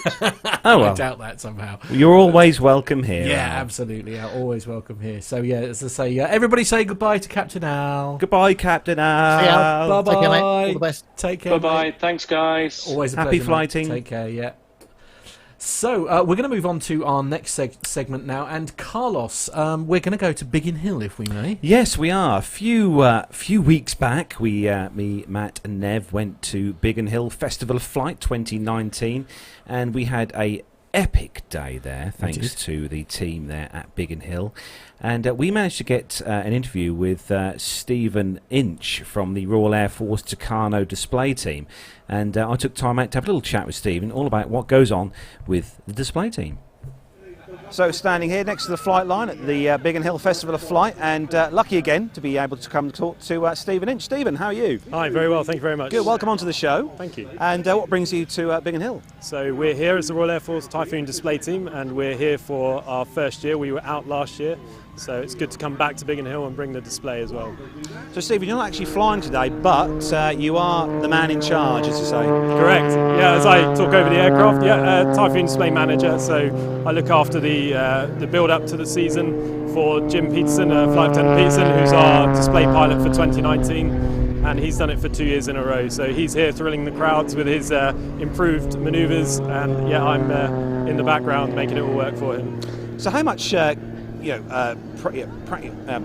stuff goes into place to put the show on each year for these air shows? Yeah, so for Jim, it's a lot of practices in a simulator, RAF Coningsby, where the team's from, and we put a massive brochure together. We've got a lot of volunteers from around the station that come out to the air shows as well, so there's a lot of preparation to put together a display. Excellent. So a bit of background about yourself, Stephen, because you fly as well for the Royal Air Force. What do you fly for the Royal Air Force? So I've just come off the Tocano as the basic fast jet trainer. I'm awaiting to fly the Hawk T2 at RAF Valley, so hopefully streamed into fast jets and end up on the Typhoon myself. And you're looking forward to that, I'm guessing? Very much so. So how did things start for you, Stephen? How was the kind of aviation passion or bug start with you? So for me it was here. I grew up in Biggin Hill, so it's very nice to come back here. I went to school in the valley, so I saw all the air shows as a kid. My family brought me here, and it really sort of sparked that motivation to join the Royal Air Force and fly. So flying for you, did it start with like the base PPL, Cessnas and the Pipers and Yeah, I was very fortunate. I got a scholarship here to get my PPL at Biggin Hill, so that was where my flying began, and then I was very fortunate to get into the Royal Air Force, so that's where my career has gone. So any memorable moments? Because obviously for me it was my first solo flight. Any sort of memorable moments while you were learning to fly? I would say probably the same. Exactly. Yeah. It's the first solo, it's the first time you're in charge and you're out there. It's freedom. It's incredible. And there's less weight in that aircraft. And yeah. So the future, what kind of plans you got for the future within the Royal Air Force? Obviously you're moving on to the new aircraft. Are you going to stick to that aircraft or move on to something else? Or So for me, I'm going to stay with the team into the next year's season before I move on to the Hawk T2 trainer, and then from there hopefully onto either F-35 or onto the Typhoon. But the display team itself, Typhoon, will keep going hopefully for the foreseeable future. So any other air shows you've got this year planned for the UK? Yeah, we're very excited to go back to Bournemouth on the south coast at the end of August, so that's a big show for us. And we're also going overseas to the Czech Republic, to Ostrava, to NATO days, so that's very exciting as well. That sounds absolutely fantastic. So the display that we've got here today, obviously it's a fairly clear day, it's a sunny day. It's a bit of a wind, though, we will say. Does that affect the display in any way? It does, yeah. Even though it's a very high-powered jet, Flight Lieutenant Peterson does have to work hard, especially if the wind's blowing onto the display. So, yeah, he'll be working hard today, I'm sure, to put on a perfect routine. Oh, it sounds brilliant. We're looking forward to that. So one of the questions before we wrap up is we always ask all the pilots we interview on the show, so kind of put you on your place or put you on the spot question. So, but not to worry, it's an easy one. And that is, if given the chance to fly any aircraft, albeit retired or still in service, commercial, military, GA, and you were given the chance to hop out on the field now, jump in, take it out for a spin, what would it be? It's going to be a Spitfire. I think everyone must give you that answer, but yeah, for me, especially from Biggin Hill and its heritage as a fighter station in 1940s, so yeah, the Spitfire for sure. Oh, excellent choice, and yes, it is a very popular choice, along with Concorde, funnily enough. Oh, yes.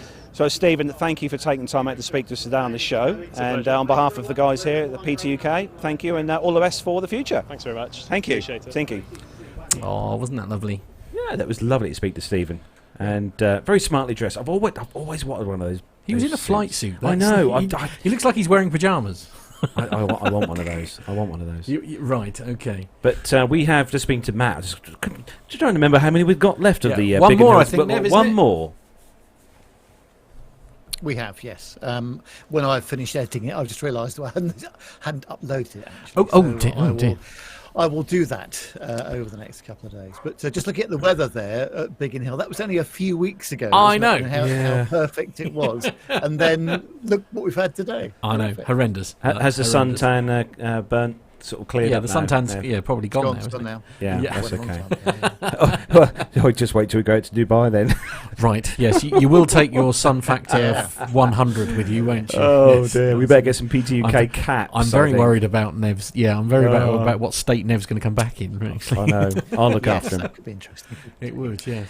Indeed. So coming up next on the show then, Matt, we've got a special segment from Armando, haven't we? Oh, really? You're going to make me do it? Oh, okay. I can't do that and press buttons at the same time. It's I'm a bloke. I can't multitask. So we've got the last of the Bad Dingo segments come up from... This is our military segment. Our military segment. Yeah, this is our military segment because it's chatting to someone who Armando got very friendly with and had an awesome chat with, and we've already played out one of the first half of this, a few weeks back. Actually. A few weeks back, but this guy has got to be one of the most interesting people to chat to about aviation. So if you're ready, Matt, we'll play that for you. Yeah, here we go. Yeah, so it's all about the Bad Dingo, isn't it? Bad Dingo. Hey guys, so last week we heard the introduction to George Catalano and the Bad Dingo Air Racing and some of his airplanes that he's flown in his aviation background.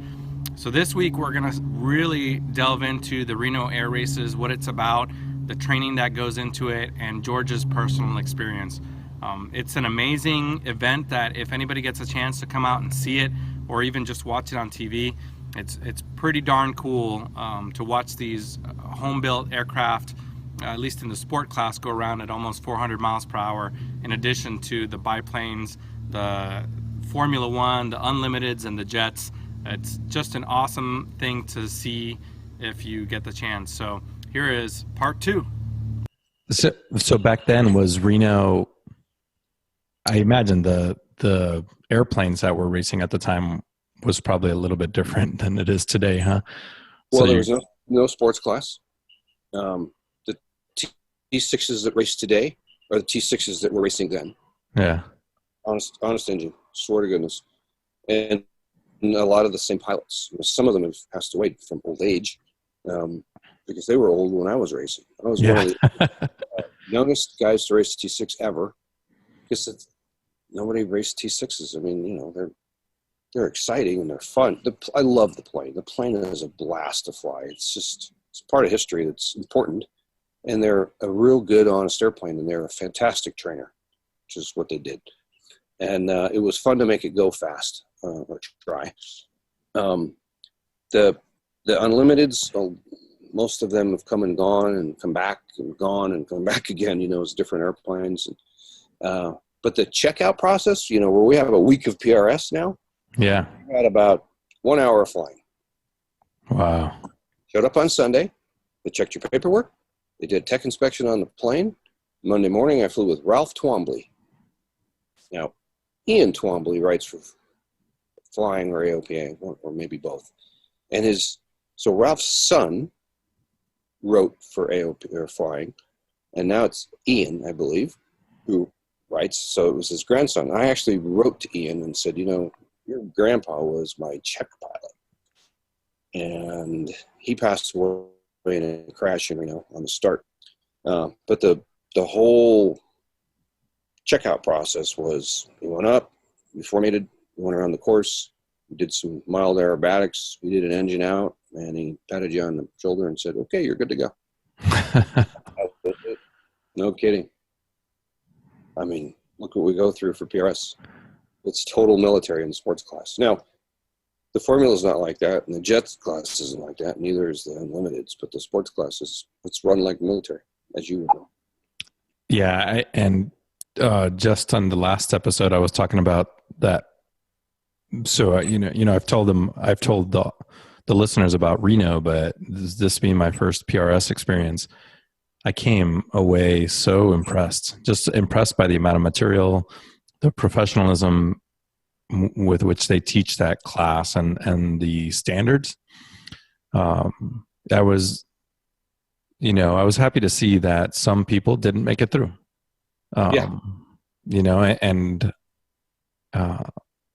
I thought that was really good.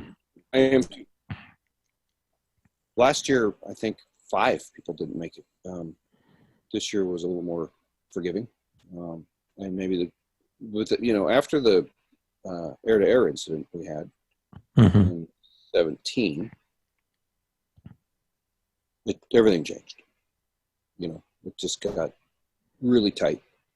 You cannot come to Reno and be, I think you'll be okay. Wrong answer. You can't do this. You cannot come there and not be ready. Yeah, it's just changed. It's gotten safer, and of course the crash of Galloping Ghost, that kind of changed everything, really. Rightfully so. I mean, you can't be too careful, and even when you're really careful, bad things happen. When you're going as fast as you can go, and you're hanging out there just a little bit farther than maybe you want to, and there's people and turbulence and pylons going by, it's just a recipe for variables that are not normally variables. They're suppressed by flying high, by flying with the engine, by having lots of gas, by not flying in winds and not flying formation with dissimilar airplanes.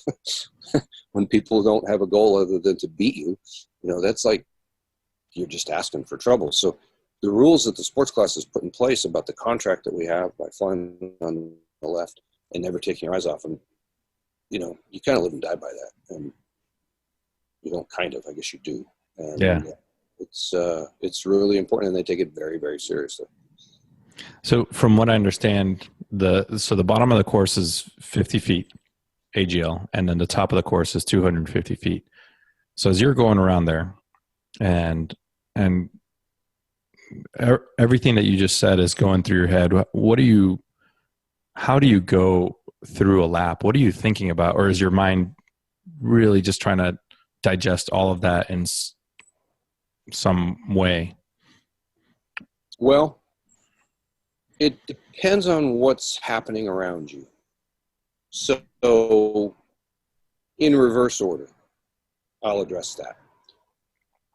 After you're on the course, and if you're not really close to someone, then your focus becomes staying on the course in the appropriate spot, trying to fly the very best line possible, and doing some minor engine management in 2 spots on the field where you can actually take 1, 2, that's it. That's all you get. And then you got to be back. You'll miss the pylon. It's not that you'll miss the pylon. You'll miss the line to go from pylon 7 to pylon 8 in the right spot, because there's only one spot at the speed you're at. And if you're off, right? So your diversion away from the field to twizzle around with your RPM and add a little mixture is very marginal. Now, that's the best case scenario. The next worst case scenario is you're right on somebody and there is a chance that you're going to pass them. There's 0 engine management. It is what it is. You set it coming down the chute, and you better have done it right, because unless something starts flashing red, in the cockpit, you don't have time to look at anything, because you're trying to pass somebody, and you're trying not to hit them, and you need a good 5 miles an hour to get by somebody, and you don't typically have that. So they're pushing out, and so you're doing everything you can to try to sneak by. And then the next worst case scenario is if there's somebody on your outside trying to do the same to you. Now you're boxed in, and it's not really your responsibility for this guy, but it is your responsibility to make sure that you don't fly stupid and be predictable. And then the hardest part is coming down the chute at the start of the race, where you move up line abreast, you start to come up on the power, and you start to descend, and you're line abreast, and you're a football field wide going to a single point. Now the rule says you're supposed to stay in your highway lane, right? You're not supposed to deviate up or down, and you're not supposed to collapse the lane and come in. As you start to roll in, the lanes start to collapse, and you start to hit each other's wake, and you've already got lots of wind coming through there, and you're coming over a hill.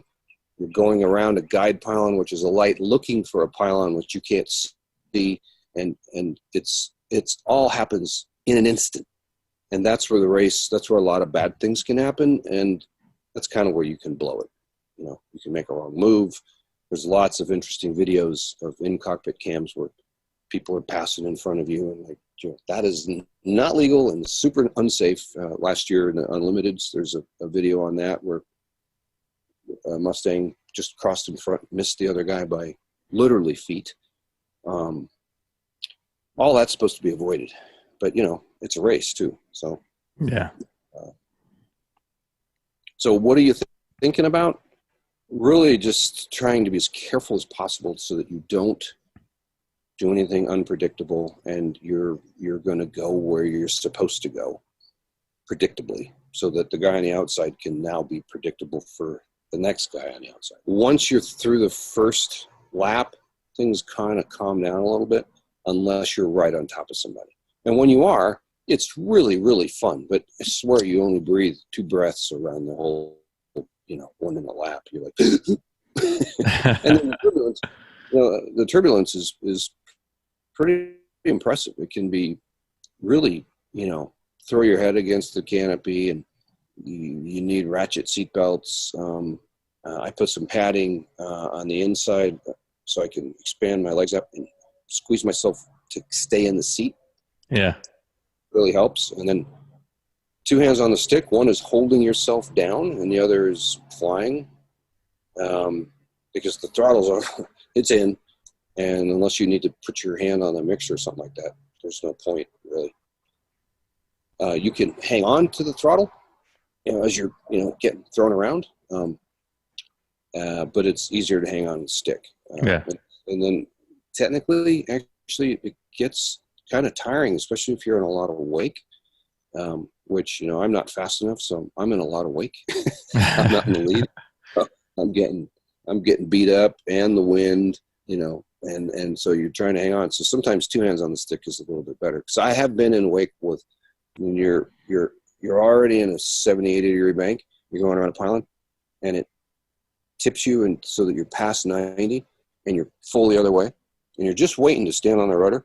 Like, I don't want to do that. You know, I know the plane will come back quickly because our wake is not that bad. I mean, if that was a P-51 or an L-39, you're going to go around. So you have no choice except to stand on the rudder and you know, push, because you could go in, right? They've done it. If you ever saw that L-39 coming down home pylon, hit the wake, boom, fireball, just all the way down home stretch. I mean, you would have missed it if you blinked. Yeah. And it was wake. It's not to be trifled with, but our wake isn't that bad. I mean, it's not like you're flying on a P-51, which would completely flip you over in a nanosecond. I've flown behind a P-51 wake in a T-34, and it's a rememberable event. You're like, my God. It's the double. And I mean, it even when you're going slow, you don't have to try to over control it, but when it hits you, I swear it feels like the plane hit something. Yeah. It was like, wow, bam, bam, as you rolled through it. It's like, whoa, okay. Goodness. Try not to do that again. When did you start in the sport class then? 2016. Okay. Yeah, I didn't really think much about it. I was like, man, you know, they're cool. But I was a warbird guy. I mean, I wanted a warbird. I had a Yak 52 and a Yak 55, and I'd been doing aerobatics nonstop, and I was like tired of it. I just wanted to use an airplane to go somewhere, and I'd gotten married, and to Christina, and I had sold the 52, so I had a single seat 55. Well, that's no good because Christina loves flying, so I bought a Bonanza, and you know, I had that for 10 years. And I got massively bored with that, standard, because it was like, come on, I mean, I need to do some aerobatics and do some formation and kind of have some fun. I went out to Oshkosh, I was at Oshkosh, and they were giving rides and a Legacy for $200. So I signed up, and that's when I met Bob Jeffries. Vietnam vet, POW, heavily decorated, one of the nicest guys in the world. And I didn't know any of that about him at the time, but he took me flying in the Legacy, and I said, I just want to see if this thing will really do 240 knots like you guys advertise. And he goes, oh, yeah, it does it. I said, well, let's go. So we went up over Lake Winnebago, went up 6,500 feet, had full throttle, like 25 inches and 2,500 RPM, and we were doing 240 knots. Are you kidding me? I said, I have got to get one of these. Well, they were a lot of money back then. So it was on my radar, and I was drooling bad. And then one day I drove out to the Deer Valley Airport, my Bonanza was, and I see this 58 Chevy parked in this pearl blue and silver and crazy cool paint job. And right next to it is a Lancer Legacy, so I thought it's a Lancer 360, painted the same way. They're identical. I pulled the car over, and I was like, oh, man, I got to have one of these. I said, is this a Legacy? And I said, doesn't look like a Legacy. He goes, no, it's a 360. And I said, what's that? He goes, you want to go flying? I went, I don't know you, you know. First rule of thumb, which has always helped me stay alive. Don't fly with people in airplanes you don't know how to fly unless you know them or the plane. And I had never been in that. I was like, I don't even know what this thing is, so probably don't want to fly it. Although, you know the old pilot saying, never in doubt, often wrong? Yeah. I could fly that. Of course I could fly that. It's just a little airplane. Of course, that's literally what I did with you. I jumped in an airplane with you in an airplane I knew nothing about. True, except you had been set up for it, and this guy was just in off the street. So yeah. He didn't know me, I didn't know him. The reason that I didn't, I thought, why do you want to take me flying? He goes, because this airplane's for sale. Are you interested in buying it? I went, oh. I said, what are you going to buy? He said, I want to buy a Bonanza. And I said, I want to sell my Bonanza. So we started talking. Now, Bonanza is pretty easy to sell because it's a Bonanza. Mm-hmm. But a kid airplane is a kid airplane. which I didn't understand. But I had enough funny, bad feelings. I was like, you know what? I don't think your airplane's worth what you think it is, and you don't think my Bonanza is worth. So we didn't make a deal. And guess who bought it? Who's that? It was a PRS. It's race 61. Oh, Louis Gabriel. And I mean, how funny is that, right? Yeah. I mean, it's like, what? And I ended up buying the first bad Dingo. It was an unfinished kit, and I bought it at an auction. Oh, wow. Yeah. It was pretty horrific looking. But once again, you know, I was like, yeah, I can do this. Yeah. I had no idea what I was talking about. I said, 3-blade MT prop with no time on it. Brand new engine overall. Yeah, okay, it's been sitting around 10 years. Stop right there, but I didn't. And an airplane that you know nothing about with the wings off it, and it was all still a bunch of pieces. And I went, the price looked right. And I said, yeah, how close to being able to fly is this? It's like on the 90-yard line. 2.5 years later. Sure it is. 2.5 years later. It's like, whoa. So you were probably having a flashback back to that T6 that came in parts. Yeah. Except I would have had a better shot at putting a T6 together. Seriously. I mean, you know what it looks like. Yeah. You look at that fiberglass and you go, what's going on here? How do I know this is right or strong or good or bad? A rivet's a rivet, you know. Aluminum, it's not bent. It's riveted.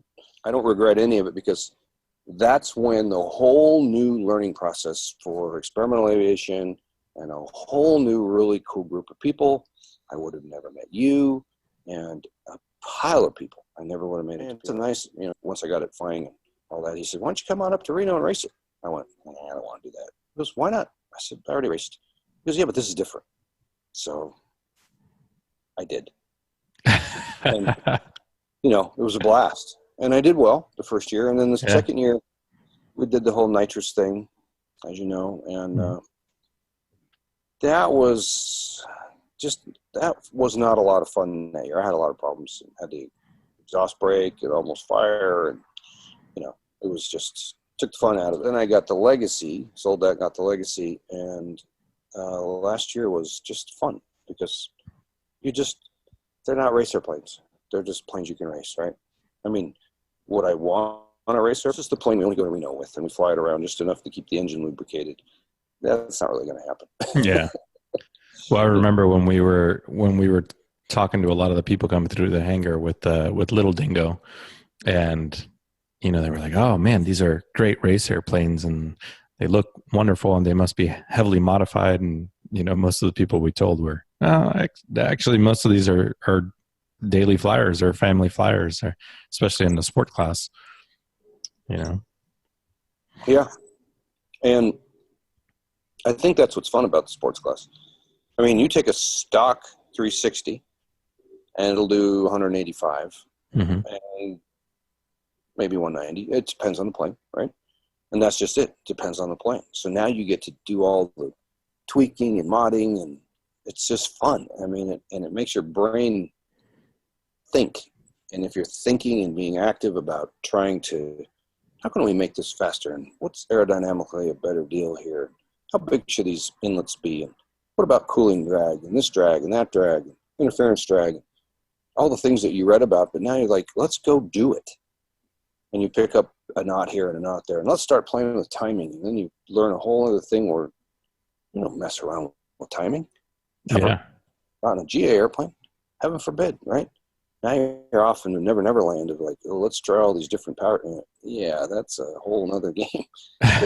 different propellers and, you know, on the limits of weight and balance and everything. You know, it's fun. It's fun as long as you're careful about it, you know. It was great to see the, you know, I got to sit into that seminar with the gentleman from Macaulay, and he said, you know, this is Patrick's comfort zone, and here's everything we engineer everything for. And you guys want to be over here doing twice the speed and twice the RPMs. And then, oh, hey, let's advance the timing. What'll that do? I don't know. You know, Actually, when he was done talking, I was like, okay, why are we doing this? Because we're probably all going to implode. Right? Yeah, me too. Yeah. So I have a test pilot friend who's an older guy. He's 78. He's got over 30,000 hours, all non-military. Non-military. He's flown everything from, you name it, he's been in it, and all over the world. And he still flies today for Hartzell, does a lot of their testing. And when I met him, first thing he asked me, he goes, I don't think that MT prop is certified for that engine, which was an IO360. And I went, stupidly, I said, well, it fit. And he said, I knew him well enough to be kind of tongue-in-cheek, but I was kind of also, what do you mean? I mean, I literally had no idea what I really meant by that. I'd never really thought about, I mean, I know it bends forward, and I know it's warping, from flying through the air, but I never thought about the pulses of the pistons. It's just kind of one of the, it's like creating a harmonic frequency that could end very poorly.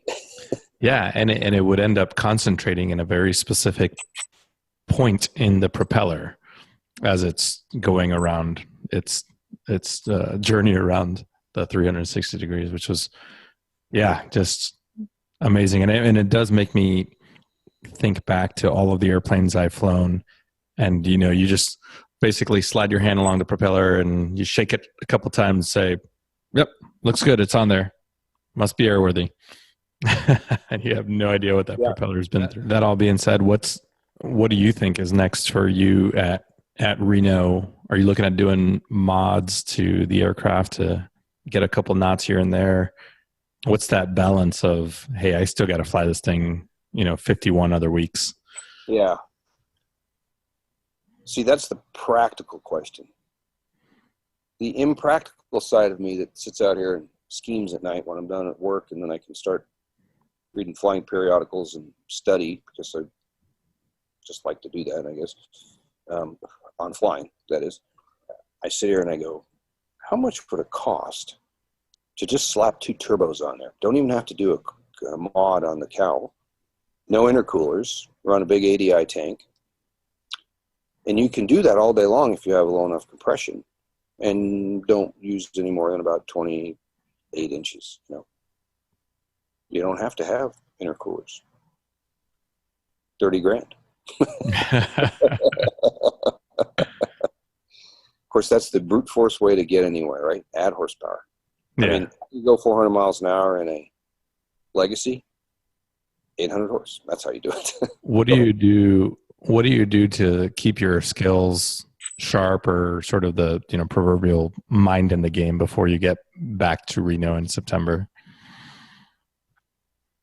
The most important thing is formation flying.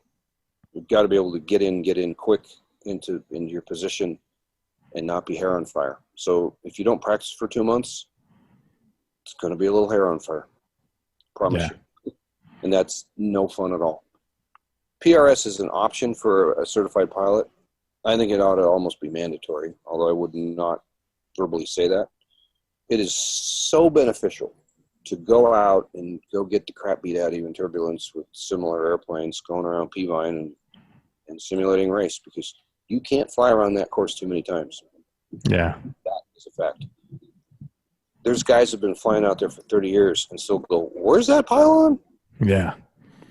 Well, unfortunately, I'm one of them, and I haven't been there 30 years. You're like, where's that pylon? Like, oops. That kind of sounds funny for somebody that's done it, but watching just the camera footage from inside the airplanes, it's going by fast. 2, you're basically looking for a 55-gallon drum on top of a telephone pole in the middle of the desert with some sagebrush in the background, all while trying not to hit somebody or the ground. And the thing is that in order to, like, when on the start,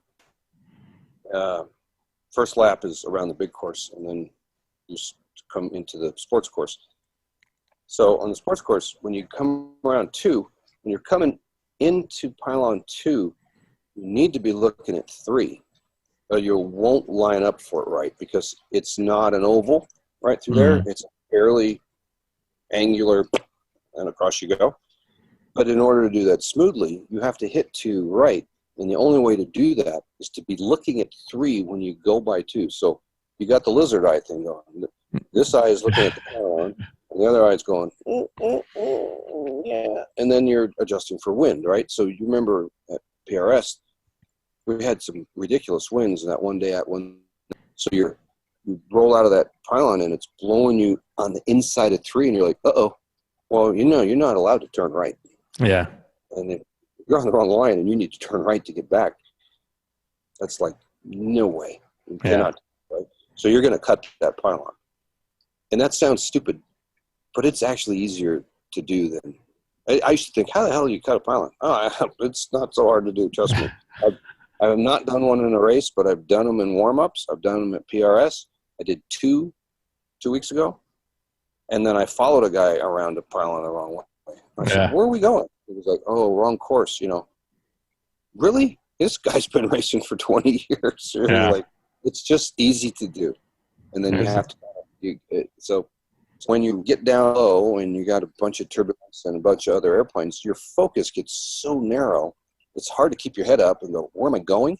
I'm going right there. No. You're going all the way around. So make sure you got the all the way around part down. Otherwise, you end up drawing lines to the pylons, and that's a slow way to go. And, it's if you watch the guys that are really good, they hold their altitude, and they never waver unless they've got a traffic problem. They are flying a line and praying the engine doesn't blow. They're not messing around. There's no up and down. There's no climbing in the turns. They got it nailed. They are on a rail. Because that's how you win, especially when you don't have the advantage of extra knots. So you've got to fly the line right. Otherwise, you're going to get beat. If you fly a crappy course. I remember the first year in Little Dingo, I'm following a RV8 with a 6-cylinder, 310 horse 6-cylinder on my little 200 horse. And he is wide on the outside, and he's in a qualifying lap, and I'm qualifying behind him. And I'm flying my line, and I'm coming up to him, and he's outside and high. You're not allowed to pass on the inside. Yeah. So I called him and I said, "Hey, I'm going to take you on the inside." And he's like, "Oh yeah, you're fine. You're on a qualifying lap. You're not anywhere near the course." I ended up qualifying in front of him. Faster speed, right? And he could never get around me the whole week, especially because he flies high and wide. So it's unforgiving when you start making, and when you look at the speeds, the differences between 2-3 seconds, 1,000, 2,000. Oh, you're 4 miles an hour difference. You're like, what? No, I'm not. Those planes are identical. Well, you didn't fly the right course. And so now you're never going to get by the guy in front of you all week because he's going to start in front of you. And it's all about qualifying.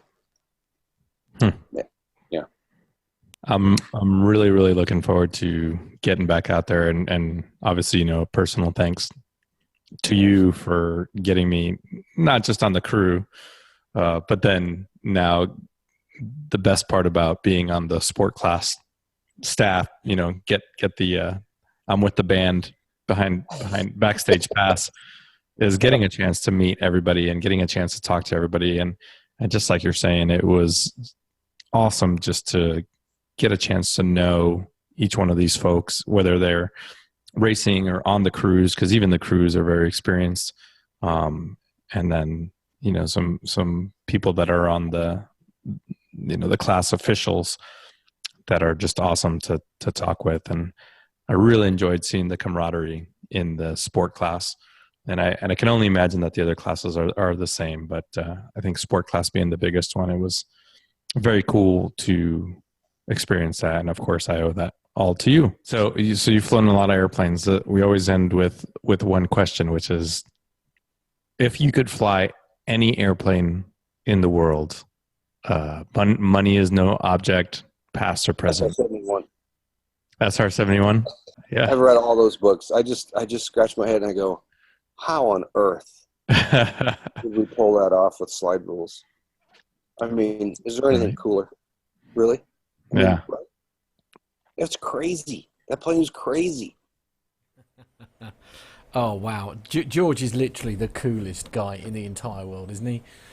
He's just like, he just Was comes that across. just one cigar he was smoking, or several? We're not quite sure. Yeah, several cigars throughout the entire duration of that. It's, I mean, I think the best bit for me there, obviously, I mean, what a fascinating guy, it has to be said. I think the best part for me is when the light went, and essentially all you could see was this shadow Silhouette. and the biggest cigar with the red glow on the end that I've ever seen in my entire life. Anyway, we desperately need We're going to start to wrap wrapping up, Yeah, episode absolutely. 288 then, guys and girls. We are going to say a quick special mention, though, before we finish tonight's show, to someone who everyone should know on the show.